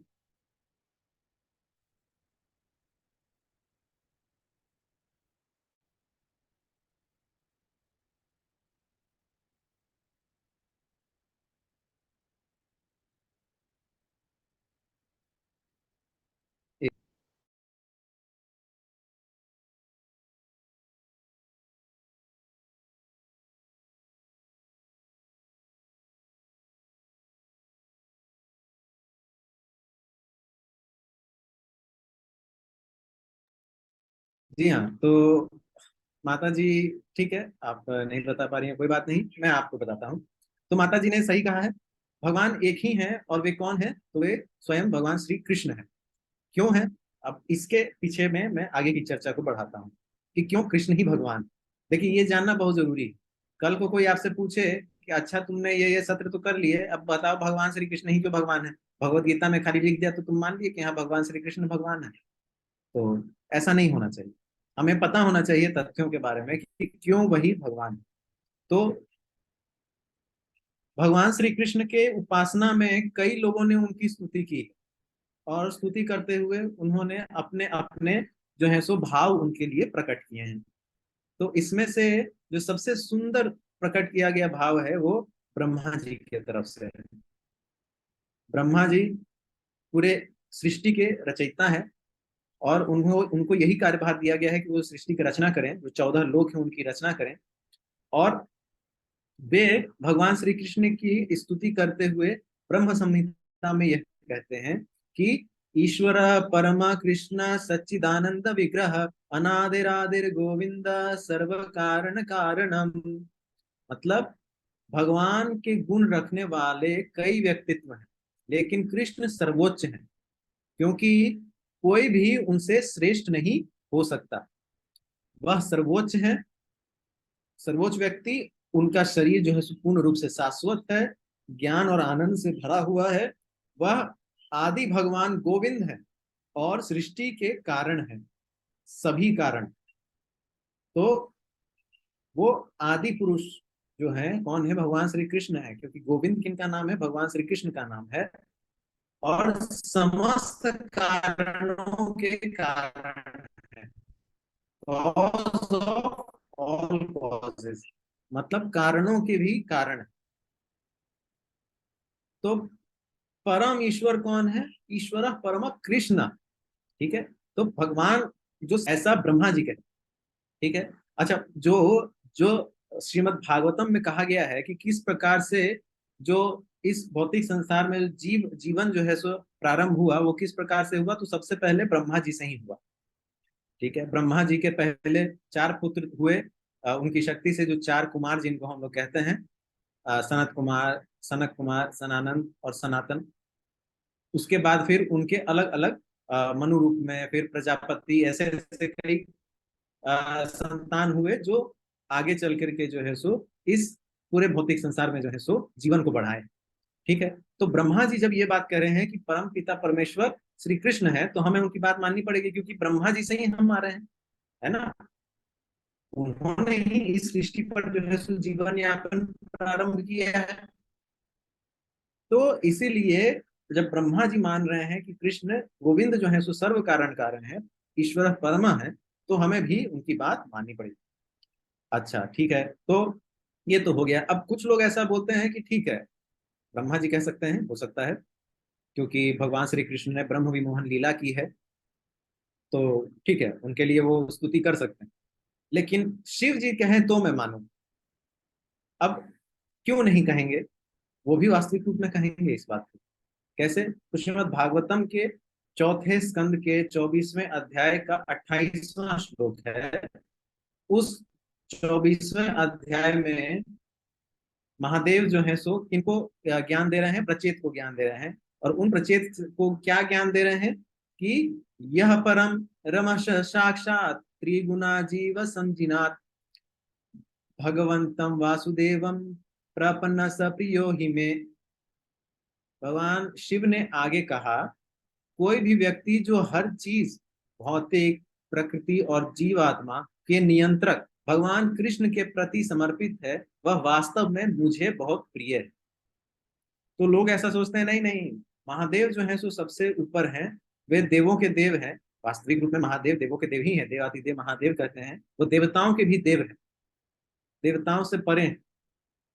तो उनको जब हम लोग उनकी स्तुति करते हैं तो हम लोग ये कहते हैं कि नहीं नहीं, वही सर्वोच्च भगवान है। लेकिन यहाँ महादेव स्वयं कह रहे हैं कि जो भगवान कृष्ण की स्तुति करता है, उनको समर्पित है, वह मुझे सबसे अत्यधिक प्रिय है। तो यहाँ पर शिव जी भी जो है सो भगवान श्री कृष्ण को ही कंफर्म कर रहे हैं कि हाँ, यही जो है सो कौन है? तो भगवान है। ठीक है। अच्छा, एक और उदाहरण जो है सो मैं देना चाहूंगा कि जब प्रजापति दक्ष सती के पिताजी यज्ञ का को प्रारंभ कर रहे थे अपने स्थान पर, और शिव जी को जो है सो निमंत्रण नहीं दिया गया था, तो सती माता महादेव के साथ में प्रश्न पूछती हैं कि क्यों हम लोग नहीं जा रहे हैं, क्या आपकी परेशानी है, वहां मेरी सभी बहनें आई हैं, ये वो सब कुछ बोल रही हैं। उस पर महादेव उनको ज्ञान देते हैं, और उस ज्ञान देने के दौरान चौथे ही स्कंद के तीसरे अध्याय के 23वें श्लोक में क्या बोल रहे हैं कि सत्वम विशुद्धम वासुदेव सवितम यद यते तत्र पुमान अपवर्ता सत्वे च तस्मिन भगवान वासुदेवो ही अधोक्षजो में नमाश विधीयते। मैं सदैव शुद्ध कृष्ण भावनामृत में भगवान वासुदेव को नमस्कार करने में लगा रहता हूँ। तो भगवान शिव यहाँ पे क्या कह रहे हैं? शिव जी कह रहे हैं कि मैं सदैव भगवान वासुदेव को नमस्कार करने में लगा रहता हूँ। वे शुद्ध कृष्ण भावनामृत में रहते हैं, मतलब प्योर डिवोशन जिसको बोलते हैं, प्योर डिवोटी। कृष्ण चेतना हमेशा शुद्ध चेतना होती है, जिसमें भगवान के परम व्यक्तित्व, जिन्हें वासुदेव के नाम से जाना जाता है, बिना किसी आवरण के प्रकट होते हैं। तो भगवान कृष्ण की स्तुति यहाँ पर शिव जी कर रहे हैं कि वे सदैव उनके ही समर्पण में रहते हैं, उनकी स्मृति में लगे रहते हैं। अच्छा ठीक है, तो अब इतना चीज जो है सो हमें समझ में आ गया कि ठीक है। अब भगवत गीता में 9वें अध्याय के 17वें श्लोक में भगवान कृष्ण खुद अपने बारे में बताते हैं। क्या बताते हैं? कि पिता हम अस्य जगतो माता धाता पितामह वेद्यम पवित्रम ओमकार ऋक्साम यजुर एव च। मतलब मैं इस ब्रह्मांड का पिता, माता, आधार और पौत्र हूँ। मैं ज्ञान का विषय हूँ, शुद्ध करने वाला और शब्दांश ओम हूँ। ऋग, साम और यजुर्वेद भी मैं ही हूँ। भगवान यहाँ क्या बोल रहे हैं कि समस्त ब्रह्मांड के पिता, माता, आधार, सभी कुछ वो खुद है। वो ज्ञान का विषय भी वही है। मतलब ज्ञान की चर्चा अगर हम लोग करते हैं, ज्ञान के विषयों पर हम लोग चर्चा करते हैं, तो वो भी भगवान श्री कृष्ण की चर्चा हो रही है। किसी भी व्यक्ति को अगर शुद्ध करना हो, किसी भी जगह पर अगर शुद्धिकरण करना हो, तो वो शुद्धिकरण भी मैं ही हूँ। और जो ओमकार होता है शब्द, वो ओम शब्द भी मैं ही हूँ। यहाँ तक कि ऋग, साम और यजुर्वेद भी मैं हूँ। तो यहाँ पर भगवान श्री कृष्ण अपने बारे में स्वयं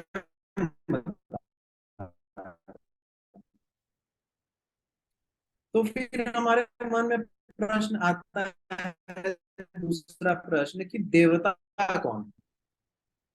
अब ये कोई बता सकते हैं कि देवता कौन है। अलग अलग देवता हैं हमारे वैदिक संस्कृति में, सनातन धर्म में। तो ये देवता कौन है फिर? जब भगवान श्री कृष्ण है तो देवता कौन है?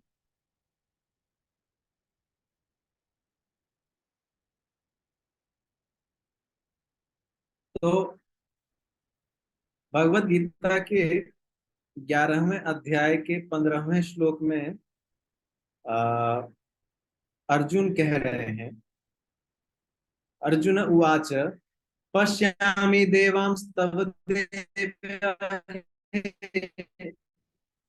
तव देवदेहे।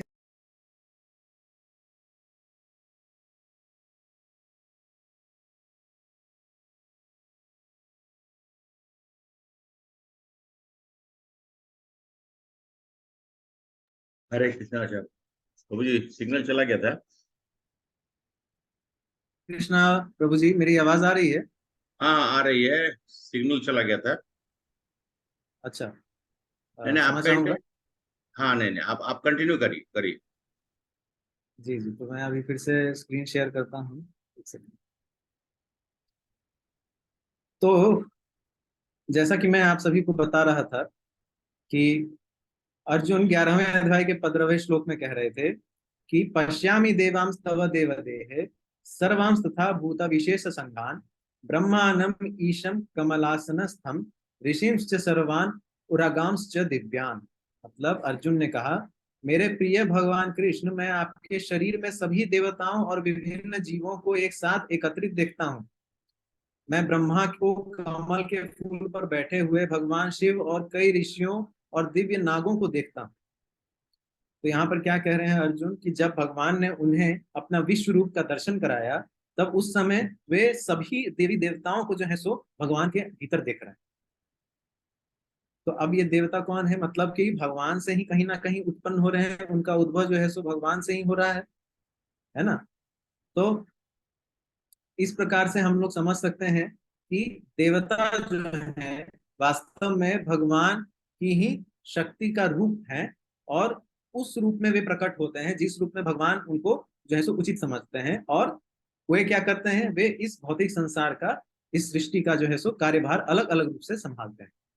जैसे मैंने कल बताया था कि समुद्र के लिए वरुण देव, पवन के लिए वायु देव, इस प्रकार से चंद्र देव, सूर्य देव, अलग अलग देवताओं को जो है सो अलग अलग पोजीशन दे करके रखा गया है। और वो पोजीशन वास्तव में अगर जीवात्मा चाहे तो वो देवता वाली जो स्थान है उसको प्राप्त कर सकता है, लेकिन उसके लिए बहुत कठिन सिद्धि को जो है सो प्राप्त करना पड़ेगा, और वो बहुत कठिन है।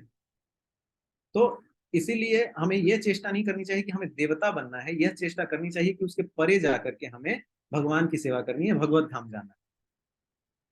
तो ठीक है, ये तो हमें समझ में आएगा कि देवता जो है सो भगवान से उनका उद्भव हो रहा है। तो अब ये हम लोग, मैं एक श्लोक और बताता हूँ, भगवत गीता के 10वें अध्याय का दूसरा श्लोक, कि न में विदु सुरगना प्रभवन न महर्षय अहम आदि ही देवानाम महर्षिनाम च सर्वसः। मतलब ना तो देवताओं के समूह और ना ही महान ऋषि मेरी उत्पत्ति या ऐश्वर्य को जानते हैं, क्योंकि हर तरह से मैं देवताओं और ऋषियों का स्तोत्र हूँ। तो हर प्रकार से जितने भी महर्षि देवता जो हैं, कहाँ से उत्पन्न होते हैं? भगवान श्री कृष्ण से ही उत्पन्न होते हैं। हमारा प्रश्न होता है कि अच्छा ठीक है, चलिए भगवान के बारे में इतना तो जान गए, ये श्री कृष्ण है, तो श्री कृष्ण दिखते कैसे हैं? उनका नाम क्या है? कहाँ रहते हैं? उनकी शक्तियां क्या हैं? किस प्रकार से हम उनसे संपर्क कर सकते हैं? कैसे समझा जाए? अच्छा, प्यार कैसे होगा? प्रेम कैसे करेंगे उनसे? उनकी सेवा कैसे करेंगे? उनकी सेवा करने से मिलेगा क्या? ऐसे अनेकों प्रश्न। जब एक बार हम यह समझ गए कि भगवान स्वयं श्री कृष्ण है, तो श्री कृष्ण उनका नाम क्यों है? क्योंकि अच्छा, भगवान कौन होंगे? जो सभी को प्रिय है। अच्छा, जरूरी नहीं जो चीज मुझे प्रिय हो वो आपको भी प्रिय हो, है ना। या जो आपको प्रिय हो वो आपके किसी अन्य मित्र को प्रिय हो। हम सभी के जो है वो अलग अलग भगवान कौन होंगे जो सभी को प्रिय है। तो वैसा भगवान का नाम होना चाहिए जो सभी को प्रिय हो, और वो नाम क्या है? वो कृष्ण है, क्योंकि कृष्ण का नाम ही होता है सर्वप्रिय, मतलब कि ऑल अट्रैक्टिव, सभी को लुभाने वाला। ऐसा उनका जो है सो नाम ही उनका क्वालिटी भी है। वे सभी को लुभाते हैं, वे सबसे ज्यादा जो है सो सुंदर है, उनका सौंदर्य जो है सो बहुत ज्यादा है। तो हम मनुष्यों को, अलग अलग जीवों को भी जो है सो अट्रैक्ट करते हैं, इस प्रकार के भगवान। और वो दिखते कैसे हैं? तो एक बहुत अच्छा श्लोक है श्रीमद् भागवतम में, और क्या है कि द्वापरे भगवान श्याम पीतवास नियायुध श्रीवत्साद साध्भिर अन्य कैश्च लक्षणैर उपलक्षितः। मतलब द्वापर युग में भगवान गहरे नीले रंग के पीले वस्त्र पहने हुए प्रकट होते हैं। इस अवतार में भगवान के दिव्य शरीर को श्रीवत्स और अन्य विशिष्ट आभूषणों से चिन्हित किया गया है, और वह अपने व्यक्तित्व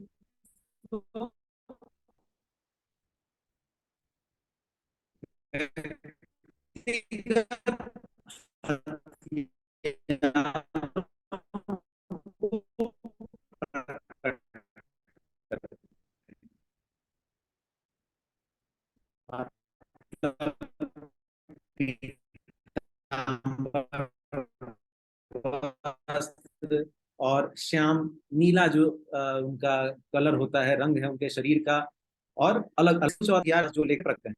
तो ये सब कुछ लोग मस्तान पतले कहते हैं, उनका श्याम का है, यानी कि मुझे बादल है तो बादल क्या रहता है, नीला दो।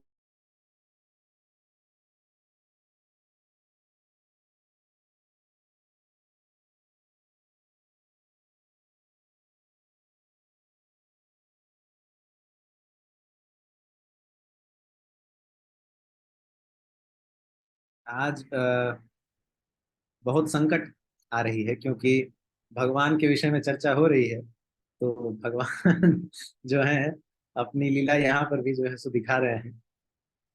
तो लेकिन फिर भी भगवान हम सभी को जो है सो प्रेरणा दे रहे हैं कि हम यह कथा जो है सो जारी रखें। तो जिस प्रकार से मैं कह रहा था कि वो कैसे दिखते हैं, तो ब्लूइश ब्लैक कॉम्प्लेक्शन जिसको कहा जाता है, उनके नाम के बारे में हमने चर्चा कर ली। वो कहाँ रहते हैं? तो गोलोक वृंदावन में रहते हैं। गोलोक वृंदावन ही जो है सो हमारा वास्तव निवास स्थान है, हमारा परम उद्देश्य वहीं वापस जाना है, वही भगवत धाम जाना है। उनकी शक्तियां क्या है? तो जैसा हमने बताया था कि उनके पास 6 ऐश्वर्य पूर्ण रूप से हैं। कौन सी शक्ति उनके पास नहीं है? वे सर्वशक्तिशाली है। तो ऐसी कौन सी शक्ति की व्याख्या मैं करूं जो उनके पास नहीं है? सर्वशक्तिशाली है।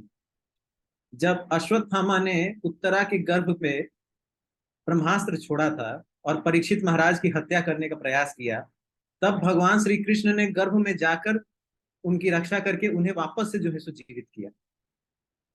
तो उनकी शक्ति के बारे में क्या व्याख्या करना है? उनकी अनेकों शक्तियां हैं, वे सर्वशक्तिशाली।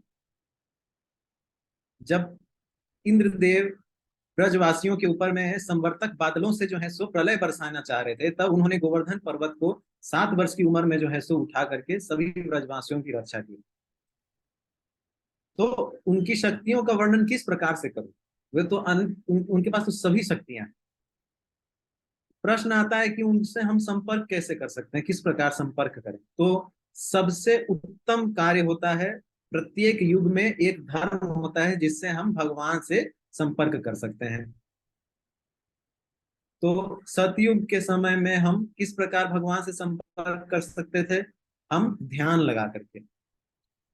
त्रेता युग में हम किस प्रकार से भगवान से संपर्क करते थे? यज्ञ इत्यादि करके। अनेकों यज्ञ किया जाता था, उसमें उस सभी यज्ञ के फलों को जो है सो भगवान को अर्पित करके हम भगवान से संपर्क करते थे। द्वापर युग में हम विग्रह सेवा करते हुए भगवान को जो है सो संपर्क करते थे। और कलयुग में इस युग में भगवान से संपर्क करने का जो सबसे सरल और उत्तम उपाय है वो है हरिनाम जप करना। हरे कृष्णा कृष्ण कृष्ण हरे हरे, हरे राम राम राम हरे हरे। इस मंत्र का 108 बार जप करके हम जो है सो भगवान से संपर्क करते हैं। जब हम ध्यान लगा करके इस पवित्र नाम का उच्चारण करते हैं तो हम भगवान से अपने आप को जोड़ते हैं। और यही इस युग में सबसे उत्तम जो है सो कार्य है, भगवान से संपर्क करने का जो सो सबसे उन्नत मार्ग है। क्योंकि बाकी सब कार्यों में हम जो है सो ध्यान नहीं लगा सकते। हम एक जगह बैठ करके ध्यान केंद्रित करके भगवान का स्मरण नहीं कर सकते। हम पवित्रता के साथ, शुद्धता के साथ यज्ञ नहीं कर सकते, पवित्रता के साथ विग्रह सेवा नहीं हो पाती। तो सबसे पवित्र उपाय क्या है? हरिनाम का जप करना है। कैसे हम जो है सो इन वास्तविक चीजों को समझ सकते हैं? जैसे मैंने आपको बताया, शब्द प्रमाण के माध्यम से, शास्त्रों के माध्यम से। जब हम शास्त्र किसी उचित प्रामाणिक व्यक्ति से सुनेंगे तब हम भगवान के इन सभी ज्ञानों को समझ सकते हैं। उनसे हमारा प्रेम कैसे होगा? तो जैसे जैसे हमारे भीतर भगवान से जुड़े बातों का ज्ञान बढ़ेगा, उनसे जुड़े जो शास्त्र हैं उनका ज्ञान बढ़ेगा। जब हम उनके वैष्णव भक्तों की सेवा करेंगे और जब उनके नाम का जप करेंगे, उनका स्मरण करेंगे, तो उनसे प्रेम अपने आप बढ़ जाएगा और हम उनकी सेवा कर ही रहे हैं और सेवा का भाव जो है सो बढ़ता है। तो वैष्णवों की सेवा करने से जो है सो भगवान की सेवा होती है। तो अगर उनकी सेवा करनी है तो सबसे पहले उनके भक्तों की सेवा करना आवश्यक। उनकी सेवा करके हमें मिलेगा क्या? तो हमारे अंदर अनेकों दोष हैं, हम सभी जानते हैं। इन दोषों को खत्म करने का एक ही उपाय है, आध्यात्मिक उपाय। और वो उपाय क्या है? कृष्ण भावनामृत होना, यानी कृष्ण के प्रति अपनी चेतना जो है सो जगाना। और उस चेतना को जब हम जगाएंगे तब जाकर के हम कहीं अपने अंदर के दोषों को खत्म कर पाएंगे। क्योंकि भगवान से जुड़ने के बाद ही हम अपने अंदर के जो दुर्गुण है उसको खत्म कर सकते हैं। अन्यथा नहीं तो वो सभी जो है सो हमारे भीतर रह जाएंगे और हमें अलग अलग रूप से जो है सो भौतिक कार्य करने पर मजबूर करेंगे। तो अगर हमें उनकी सेवा करनी है, उनसे प्रेम करना है, और जब हम वो प्रेम और सेवा करते हैं तो हमें वो वापस बुला लेते हैं। इस भौतिक संसार के बंधन से, जन्म मृत्यु के बंधन से बाहर निकाल करके वापस अपने धाम बुलाते हैं, नित्य धाम में, जहां पर ये रोग दोष नहीं। ठीक है? तो भगवान एक है, वह कौन है हम समझ गए। देवता कौन है ये भी हम समझ गए। किस प्रकार दिखते हैं ये भी हम समझ गए। उनके नाम क्या है, उनकी सेवा करने से क्या मिलेगा ये भी जान गए। तो इतनी चीजें हमने भगवान के बारे में आज जानी। आने वाले सत्रों में हमको ये जानना है कि ठीक है, भगवान इतने अच्छे हैं, हमारा हितैषी हैं, हम सभी के शुभ चिंतक हैं, सब कुछ हैं, इतने प्रेममयी हैं, इतने आनंदमयी हैं, लेकिन फिर भी हम सभी को बद्ध जीव बना करके यहाँ क्यों रखे हुए हैं? हम सभी यहाँ पीड़ा इतना क्यों भोग रहे हैं? क्या है ये प्रकृति? काल क्या है? और इस काल की रचना उन्होंने क्यों की? प्रकृति की रचना क्यों की? इन चीजों को हम कल के सत्र में, जो आखिरी सत्र है, उसमें देखेंगे। तो आज के सत्र में मैंने आपको इतनी बातें बताई। भगवान की कथा करने में मुझे अत्यंत आनंद आया। मैं आशा करता हूं कि आप सभी को भी जो है सो उसको सुनने में उतना ही आनंद आया होगा। आप लोग अब अपने प्रश्न पूछ सकते हैं।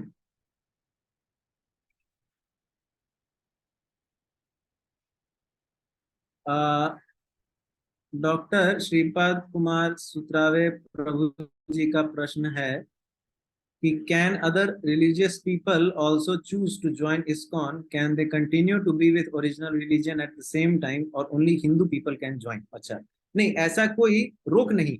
अगर वे चाहें तो वे आकर के जुड़ सकते हैं, लेकिन उसके लिए क्या है कि हमारा एक ही जो है सो निवेदन रहता है कि आप हरिनाम का जप करिए। हरिनाम का जप करिए। जो 4 नियम बनाए हैं उन 4 नियमों का पालन करें। क्या क्या है नियम? कि किसी भी प्रकार का जो है सो मांस नहीं खाना है, किसी भी प्रकार का नशा नहीं करना है, किसी भी प्रकार का जो है सो जुएबाजी नहीं करनी है। तो इस ऐसे हमारे जो 4 नियम है, उन 4 नियमों का जो है सो हमें पालन करना होता है। और किसी भी प्रकार का जो चौथा है वो क्या है? किसी भी प्रकार का जो है सो अपने विवाह से बाहर जो है सो संभोग नहीं करना है, किसी प्रकार का इलिसिट सेक्सुअल एक्टिविटी नहीं करना है। तो इन 4 जो नियामक सिद्धांत श्री प्रभुपाद ने दिए हैं हमें, ये 4 नियामक सिद्धांत क्या होते हैं? हमारे जो धर्म है उस धर्म के जो स्तंभ है उनको बरकरार रखती है। और क्या होता है कि हम जब उसको बरकरार रखते हैं तो वास्तव में हम धर्म का पालन कर सकते हैं। तो वे लोग आकर के हमसे जुड़ सकते हैं, लेकिन हमारा इतना ही निवेदन है कि वे हरिनाम का जप करें और जो 4 नियामक सिद्धांत हैं उसका पालन करें। बाकी रघुनाथपुरी प्रभु जी इस पर जो है सो आगे बता पाएंगे। और नहीं, किसी हाँ, जी जी बोलिए। प्रभु। आपने एकदम सही बोला कि हमारे संस्थान में एक समय की बात है कि प्रभुपाद जो है उस समय में अपना भूलोक पे लीला कर रहे थे। तो भूलोक पे लीला कर रहे थे तो उनको एक बार जब वो फ्रांस में गए थे और ट्रांजिट में थे तो अ, उनसे एक भक्त, मतलब बाद में वो भक्त बन गए, उनसे एक ये मान के बोले चलिए कि एक नॉन हिंदू मिले। तो उन्होंने, मतलब वो बेसिकली मुस्लिम थे, ईरान से थे। तो उन्होंने आकर प्रभुपाद से आग्रह किया। तो प्रभुपाद से उन्होंने कहा कि मैं इस्कॉन संस्था के साथ जुड़ना चाहता हूँ। प्रभुपाद ने बोला कोई बात नहीं है, नो प्रॉब्लम, लेकिन आपको इन सब चीजों को छोड़ना पड़ेगा। तो उन्होंने अपना इंस्ट्रक्शंस दे दिया। बाद में उन्होंने, वो जब जाने लगे तो उन्होंने बता दिया कि ऐसे ऐसे हैं और इनको आप लोग सेंटर में रख लीजिए और अपने साथ में भक्ति करने के लिए इनको प्रोत्साहन दीजिए। उन्होंने तो बाकी जो डिवोटीज लोग थे उन लोगों ने उनको बताया, तो 4 नियम बताया। उसके बाद फिर उन्होंने कहा कि आपको 16 माला करना पड़ेगा। शुरुआत में आप शुरू कर सकते हैं 1-2 माला 4 माला से, बाद में आपको 16 माला करना पड़ेगा। तो आप ये सोच के चलिए कि वो तत्क्षण तुरंत उन्होंने कहा कि बस मुझे आप 10 घंटे का मोहलत दीजिए। उन्होंने अपना सामान वामान जहाँ पे रखा था सब, उन्होंने अपना जो भी है व्यवस्था उसको लेके आए मंदिर में, और अगले दिन से ही 16 माला माला करने लगे। और प्रभु जी अभी जो है प्रचार प्रसार अफ्रीकन नेशन में भी कर रहे हैं, और साथ साथ में अमेजन कंट्री, मतलब साउथ अमेरिका में भी प्रभु जो है जाते रहते हैं। तो और आज जो है वो एक इस्कॉन डिवोटी है और इस्कॉन के सभी नियमों का पालन कर रहे हैं। और ऐसा एक नहीं है, अभी आप अगर देखेंगे तो चाइना में हमारे बहुत सारे डिवोटीज है, जबकि चाइना में इतना मुश्किल है ये कृष्णा कॉन्शियसनेस को, मतलब कृष्ण भावनामृत को लेकर चलना। फिर भी वहां पर बंद दरवाजे के अंदर में कीर्तन करना जिससे कि बाहर आवाज ना जाए, और लाखों के संख्या में चाइना में भक्ति कर रहे हैं लोग। तो और वो लोग मूलतः भारतीय संस्कृति या हमारे सनातन संस्कृति से साथ में उनका कोई रुझान नहीं था। बस मात्र जो प्रभु ने कहा कि प्रभुपाद ने कहा था यह नियम एक ही है कि आपको हरे कृष्ण महामंत्र करना होगा, और 4 रेगुलेटरी, अगर माला पकड़ लिया, ये जो माला है जिस दिन आपने पकड़ लिया उसी दिन से आप 4 रेगुलेटरी प्रिंसिपल्स फॉलो करने लगेगा। इसमें इतना प्रभाव, इसलिए हरे कृष्ण महामंत्र का प्रभाव प्रभु ने कहा कि पहले हम सब लोग को नियम है कि आपको माला करना पड़ेगा। अब माला में धीरे धीरे धीरे 16 माला करना पड़ेगा, 16 कम से कम, और ज्यादा भी कर सकते। यस प्रभु जी, हरे कृष्ण। तो बहुत बहुत धन्यवाद रघुनाथपुरी प्रभु जी का। तो और कोई भक्तगण कुछ पूछना चाहें तो अवश्य पूछिए। चैट में लिखना चाहें चैट में लिख सकते हैं, नहीं तो सीधा सीधा पूछ सकते हैं।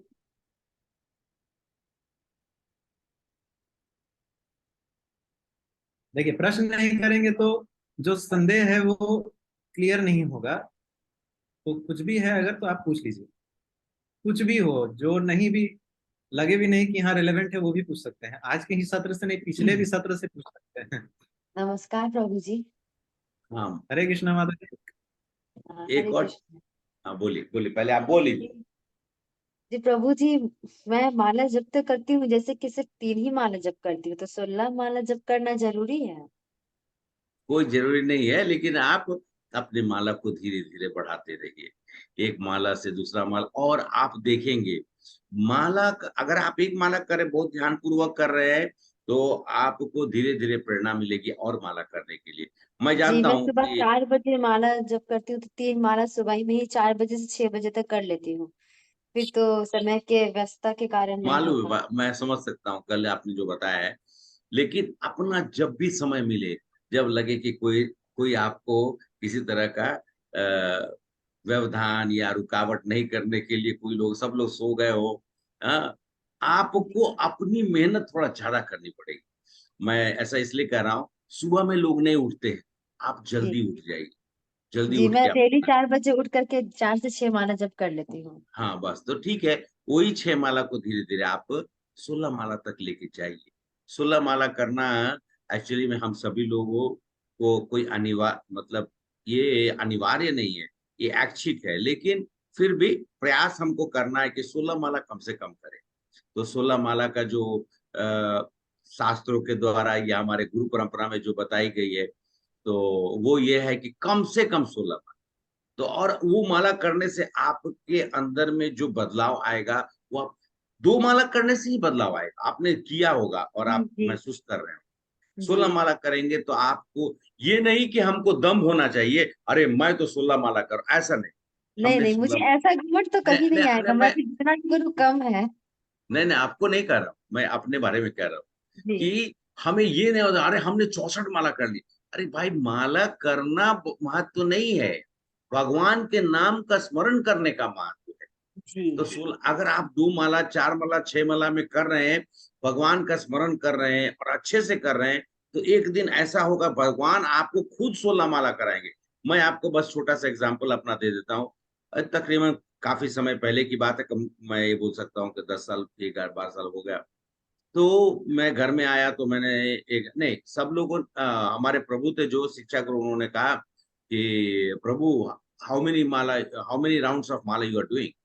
हम बोले प्रभु जी, कम से कम 6 माला तो हो जाता है। 6 ओनली?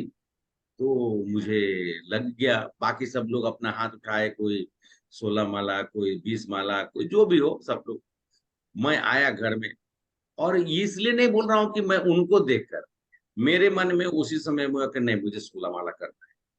और ऐसा नहीं कि मतलब बताने के लिए क्या मैं 16 माला कर रहा हूँ। नेक्स्ट टाइम जब प्रभु ने पूछा तो हम बोले कि 16 माला। बोलते, are you telling me correct? I said yes Prabhu. When did you start? I said last Monday. Because Sunday programme होता है, संडे प्रोग्राम में बोला था। मैं बोला मंडे से। So how did you get that inspiration? I said because your words were enough for my inspiration. आपने जो मुझसे कहा तो वही चीज मेरे लिए कि ओनली 6 करने के जगह पे जो कि आपने प्रेरणा दी थी, तो 16 माला। और एक झटके से वो 16 माला, और 16 माला जब मैं करने लगा, तो जैसे हमारे साथ चाय, कॉफी इत्यादि इत्यादि जो भी हो, वो सब कुछ अपने आप समाप्त होते गए, और मेरे अंदर के जो बदलाव है मैं खुद महसूस कर सकता हूं। इसलिए मैं आपसे आग्रह कर रहा हूँ कि 16 माला करिए, ठीक है? जी प्रभु जी, मैं पूरा प्रयास करूंगी। जब बस मैं आपको फोर्स नहीं कर रहा हूँ, क्योंकि आप अपनी इच्छा से ही हाँ, आपके बात से प्रभावित हो हाँ, करके भी, लेकिन लेकिन करूंगी करिए, प्रभु हाँ करिए जब। जी। जी प्रभु जी, जी माता धन्यवाद। जी। प्रभु जी, एक क्वेश्चन हुआ माता जी ने। प्रभु जी, माला अर्ली विचार्य करना है तो स्नान करके ही करना होता है, या बेड से उठकर फेस वॉश करके? नहीं, हाँ माता जी, अगर घर में हो तो अपना नित्य कर्म करके और स्नान इत्यादि करके ही कीजिए। चैट में माता जी ने क्वेश्चन डाला है। हाँ, हरे कृष्णा, सुनीता माता जी ने शायद पूछा था। माता जी है भी। हाँ प्रभु, आप बोलिए बोलिए। हाँ जी, हाँ जी। नहीं तो हरे कृष्ण आपने प्रभु जी। माता जी को ऑलरेडी बता दिया। हाँ, हरे कृष्णा माता जी। तो आपने, प्रभु जी ने जैसा आपको बताया कि 4 बजे आप उठ रहे हैं, ये आपके अंदर का जो है सो दिखाता है कि आपके अंदर कमिटमेंट है कि हाँ, आप 4 बजे सुबह सुबह ब्रह्म मुहूर्त में जाग सकते हैं। तो बस उस समय जी अगर प्रभु आप नित्य क्रियाक्रम करके स्नान कर लेंगे तो वो सबसे उत्तम होता है, क्योंकि उस समय आपको करने के बाद क्या होगी कि जब आप जप करेंगे तो आपको नींद नहीं आएगी। नींद आना जो है सो उस समय पॉसिबल नहीं होगा। स्नान करने के बाद नींद थोड़ा खुल जाती है। ठीक है, अगर बीच तो में नींद नींद तो हल्का प्रभु फुल्का जी आने ऐसे भी भी लगे। नहीं आती, लेकिन हाँ, स्नान करने के बाद मैं करूंगी। हाँ जी जी। सुनीता माता जी, आप कुछ कह रही थी। प्रभु जी, जनरली मैं सुबह उठकर मीन्स हरे कृष्णा का तो जाप तो करूंगी, ऐसे बेड पर बैठ के करती हूँ, लेकिन मेरे को ऐसा माला करना ऐसा नहीं हो पाता, पता नहीं किस लिए नहीं हो पाता। तो देखिए, बोलिए बोलिए थोड़ा प्रभु। कठिन है और स्वाभाविक बात है कि हम लोग के जीवन में क्या है कि हम लोग का अपना एक स्वभाव जो है सो बन गया है। इतने वर्षों तक जो है सो हम लोग भौतिक जीवन जीते आ रहे हैं, तो ये स्वभाव सा हमारे भीतर बनने लगा। जब मैंने कॉलेज में, मुझे याद है जब मैं हॉस्टल में था तो मैंने माला करना शुरू किया था। उन दिनों मुझे एक माला दो माला इतना ही होता था, और उससे ज्यादा मुझे इच्छा भी नहीं होती थी। मेरे मन मन से जो है सो मन मार करके करना पड़ता था, और धीरे धीरे उसको बढ़ाते गए। नौकरी लगने तक मैंने 8 माला ही की, और उसके बाद फिर जो है सो मैं 16 माला किया। तो क्या होता है, समय के साथ धीरे धीरे होता है, क्या है कि आपको कहीं ना कहीं थोड़ा मन मारना पड़ता है। आपने इतने वर्षों तक जो है सो भौतिक जीवन जिया है, उसमें आप आध्यात्म अलग प्रकार से कर रहे हैं, हरिनाम नहीं कर रहे हैं। माला पर हरिनाम करने का बात अलग होता है, क्योंकि उसमें आप एक तपस्या के समान कर रहे हैं। आप भगवान को बैठ करके 2 घंटा, जिसमें 16 माला करने में 2 घंटा लगता है, अगर कंटिन्यूअसली हरे कृष्णा कृष्णा कृष्णा हरे हरे हरे राम राम राम हरे हरे बोलते रहेंगे, तो ये एक तपस्या के समान है। आपका जीव उसमें लग रहा है, आपका मन भगवान में लग रहा है, आपका हाथ उंगली जो है सो माला पर चल रहा है, तो ये तपस्या की तरह है। तो स्वाभाविक है कि आपको थोड़ा कष्ट होगा, ठीक है, ये नहीं कह रहा हूँ। लेकिन क्या है कि उस कष्ट को दूर करने के लिए आपको बैठ करके कभी ना कभी थोड़ा मन मार करके खुद से करना पड़ेगा। और अगर उससे भी ज्यादा थोड़ा और प्रेरणा का जरूरत है, तो जपा वाला जो है सो कई बार सेशन होता है सुबह सुबह ब्रह्म मुहूर्त के ही समय में। वो जपा सेशन में आप जो है सो इस जूम के थ्रू ही कनेक्ट हो सकते हैं। सभी लोग जो है सो माला करते रहते हैं, आप भी माला करिएगा तो उसमें आपको और प्रेरणा मिल सकती है। तो वो भी एक तरीका आपके लिए हो सकता है। प्रभु। बाकी प्रभु जी ठीक है बताएंगे हाँ और इसमें। हाँ हाँ प्रभु जी ने जैसा बताया, माता जी हम लोग का सेशन है, और गौरांगवाणी टीम की तरफ से हम सब लोग सुबह 4 बजे से ही जपा करना शुरू कर देते हैं। कुछ माताएं तो 3 बजे से भी करती हैं। तो 4 बजे से आप जपा कर, आपको निश्चित तौर से दो चीजों का, भगवान के मंत्र का जब हम लोग अपने मुख से निकालते हैं, तो भगवान हमारे जीवा पे नाचते हैं, भगवान हमारे बगल में बैठ के सुनते हैं। तो बिस्तर तो उचित नहीं, अनटिल अनलेस की हमारी ऐसी परिस्थिति है कि हम बीमार हो, या हमारा कंडीशन मूवेबल नहीं हो, हम नहीं चल सकते यार, तो फिर हमको बिस्तर में बीमारी की अवस्था में अलाउड हो जाता है। क्योंकि ये काल परिस्थिति, समय परिस्थिति, जगह, ये जो होता है इसमें कभी कभी ऐसी चीज का है। लेकिन नॉर्मली आप घर पे, आपको उठकर अपना एक आसनी डालकर, जमीन पर बैठकर, और भगवान के लिए आप, जैसे प्रभु ने कहा तपस्या है, भगवान कैसे सुनेंगे? भगवान को तो हमारा मुख से जो निकली हुई, हम नाम तो ले रहे हैं कृष्ण का ही ना, तो कृष्ण तक तो पहुंचना चाहिए ना, कृष्ण के कानों तक तो पहुंचना चाहिए। अब आप ये सोच लीजिए कि 780 करोड़ मतलब मनुष्य हैं, उसमें से कुछ कम मान के चला जाएगा, कुछ लाखों के संख्या में लोग जो है जपा कर रहे हैं। तो भगवान को तो भी अपने कर्ण जो है, कान जो है, चारों तरफ में सुनना है। तो लेकिन आपकी अगर आवाज वहां तक नहीं पहुंची, क्योंकि आप जो है बिस्तर पे कर रहे हैं। मैं एक एग्जाम्पल बोल रहा हूँ कि बिस्तर जो है वो कभी भी शुद्ध नहीं माना जाता है। और हम सब लोगों को कोशिश करना चाहिए कि जहां पर हमने छोटा सा अगर मंदिर बना के रखा हो, या ऑल्टर है जहां पर हम सब लोग दिया अगरबत्ती करते होंगे, सबके घर में होगा, सनातनी लोग के घर में होता ही है, तो हाँ उस प्रभु जगह जी, पर बैठ के करना है ठीक है आपको। प्रभु जी। हाँ, और बैठने में अगर दिक्कत होती है, तो आसनी ने आपको जो भी उचित हो, एक ऐसा चीज जिससे कि आपको नींद न, सुबह का समय में नींद आती ही आती है, चाहे मैं हूं, चाहे आप हूं, चाहे हाँ प्रभु जी। हमारे विश्वनाथ कृष्णदास प्रभु हो, आनी ही आनी। इसलिए हमको सचेत रहना है कि हमारा, अच्छा आंख खुला भी रखिएगा तो बहुत सारी चीजें दिखाई देती रहेगी, वो भी नहीं, आधा अर्ध आंख बंद, ध्यान कृष्ण की ओर, शब्द हमारे जीवा पर, उतना ध्यान, और शुद्धता के साथ। जब स्वस्थ है तो शुद्धता के साथ ही करना है। ठीक है ठीक माता है जी? प्रभु जी, ठीक है प्रभु जी, धन्यवाद प्रभु जी। माता चैट में श्रीपाद कुमार प्रभु जी पूछ रहे हैं कि व्हेन नॉट टू चैंट और रिस्ट्रिक्शंस इफ एनी। नहीं प्रभु जी, हरिनाम का जप करने के लिए कोई रिस्ट्रिक्शन नहीं है। आपको करना है तो प्रतिदिन करना है। अगर 16 माला करना है तो प्रतिदिन करना है, या जितने भी माला आप कर रहे हैं अभी प्रतिदिन करना है, और धीरे धीरे 16 माला की ओर जाना है। तो इस पे कोई रिस्ट्रिक्शन नहीं छोड़ दिया है। और अभी जो है सो अशुद्ध चल रहा है, अशुद्धि चल रहा है, तो उसमें भी जो है सो जप करना है, क्योंकि उस समय जप करना और अच्छा है।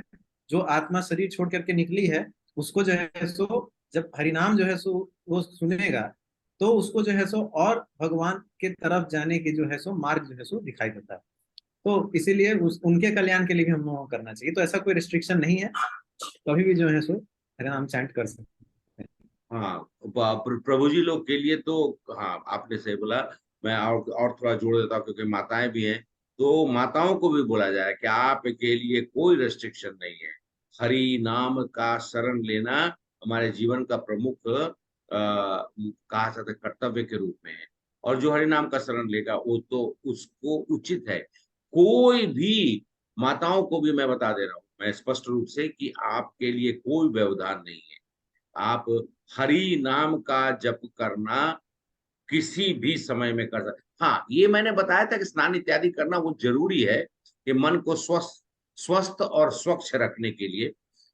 लेकिन मान लिया जाए कि कोई बोला कि अभी डेथ हो गया है, ये है वो है, सबसे कोई चिंता, आप एकदम निर्भीक होकर भगवान के नाम का स्मरण करें।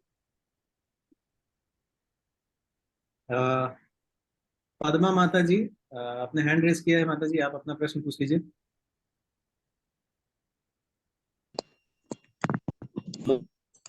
हरे कृष्ण प्रभु जी, प्रणाम।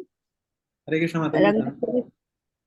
रघुनाथ गुरु जी, प्रभु जी को भी मेरा कोटि कोटि प्रणाम। हरे कृष्ण प्रभु जी। हरे कृष्ण माता जी। मेरा सवाल ये है कि हम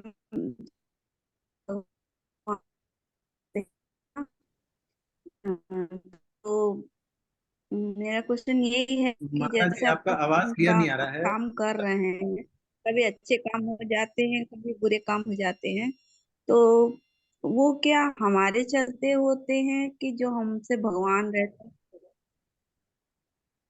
हरे कृष्ण प्रभु जी, सुनाई दे रहा है? हाँ हरे हाँ हाँ कृष्णा। माता जी।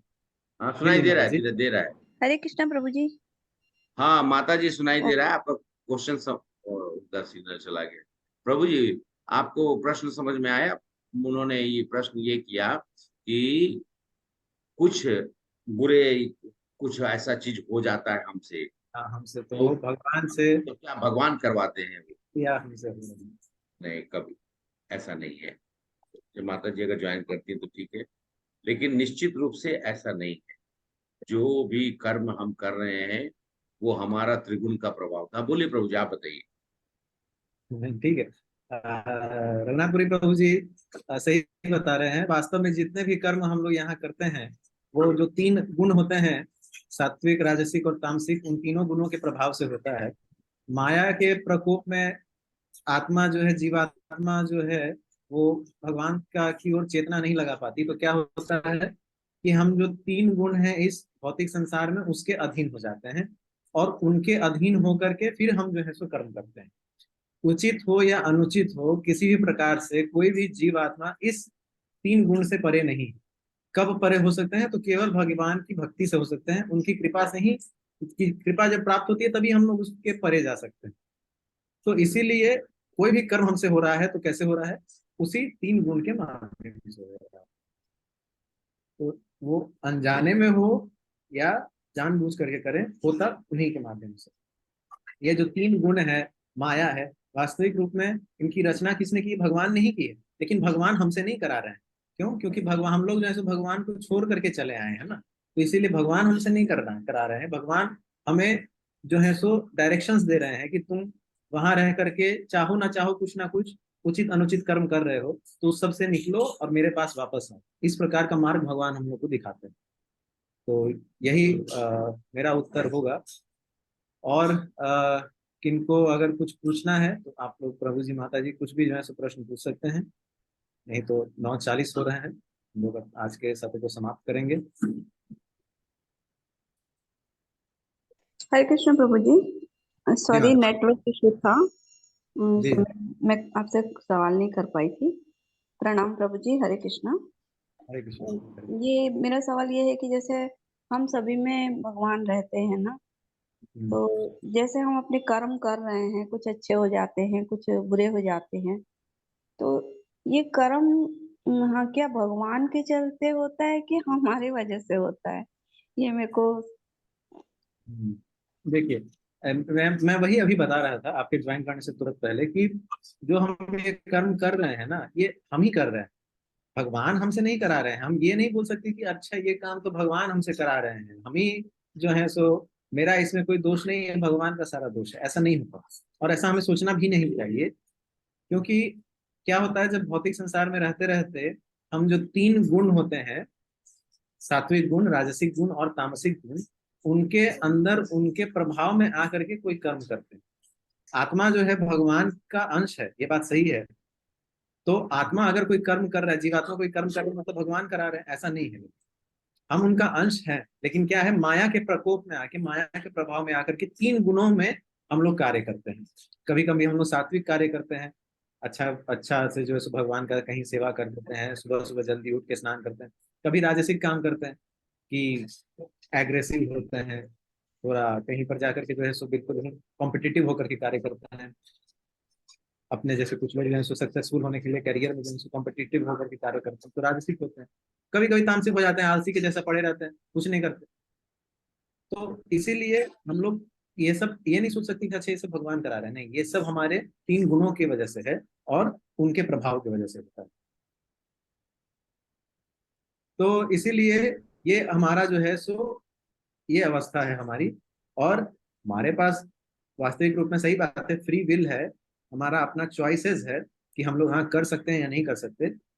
लेकिन क्या है, तीन गुणों के प्रभाव में आकर के अगर कोई व्यक्ति है जिसके पास अध्यात्म नहीं है, तो क्या होगा, वो कर्म कर ही देगा।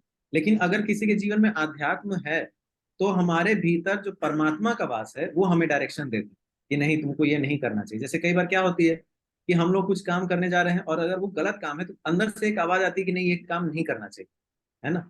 तो अगर कोई व्यक्ति भगवान से जुड़ा हुआ है, तो भगवान से अगर जुड़ा हुआ है, उनकी सेवा किसी प्रकार से कर रहा है, उनके नाम का सेवा कर रहा है, तो परमात्मा जो हमारे भीतर बैठे हैं वो हमें जो है सो मार्ग दिखाते हैं।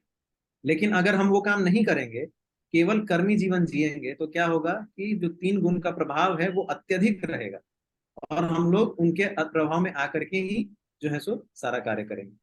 ठीक है माता जी। ओके, धन्यवाद प्रभु जी, हरे कृष्णा।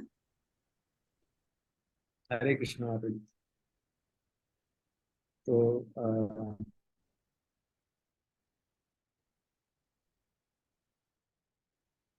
और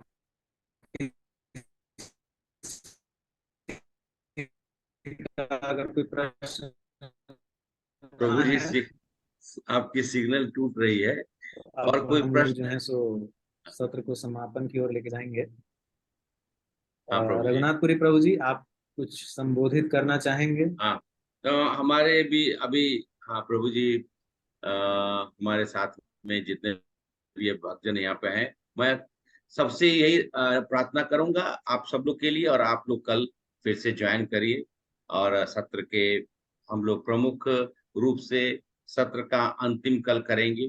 और कल अंत करते करते गीता का रहस्य को जो हम सब लोगों ने प्रयास किया है जानने का, आप सब लोग से शेयर किया हम सब लोगों ने, और हमारे ऋषिनाथ कृष्णदास प्रभु जी ने आप लोगों को जो बताया है, तो कल एक विषय है जो जिस विषय पे चर्चा कर कर हम सब लोग आपको संबोधन करते हुए, और आप लोगों से हम लोग पर्याप्त मात्रा में इतना जरूर समझ सकते हैं कि जो समय प्रभु ने दिया है, उससे आप लोग को जरूर जो भी गीता के बारे में कुछ जानने की इच्छा थी, तो वो आप लोग को मिला होगा। ये शुरुआती चीजें हैं, उसके बाद हम लोग का सेशन और आगे होगा, जिसमें आप लोग को श्लोक पढ़ने का, समझने का, विशेष जो गीता में 700 श्लोक हैं, 700 श्लोक, ऐसे हम लोग 700 श्लोक का जो श्रृंखला है, वो हम लोग अपने से पढ़कर समझने की कोशिश कर सकते हैं। लेकिन विशेष श्लोक जो होंगे, उसको हम लोग 6 महीने में, हो सकता है कि उसमें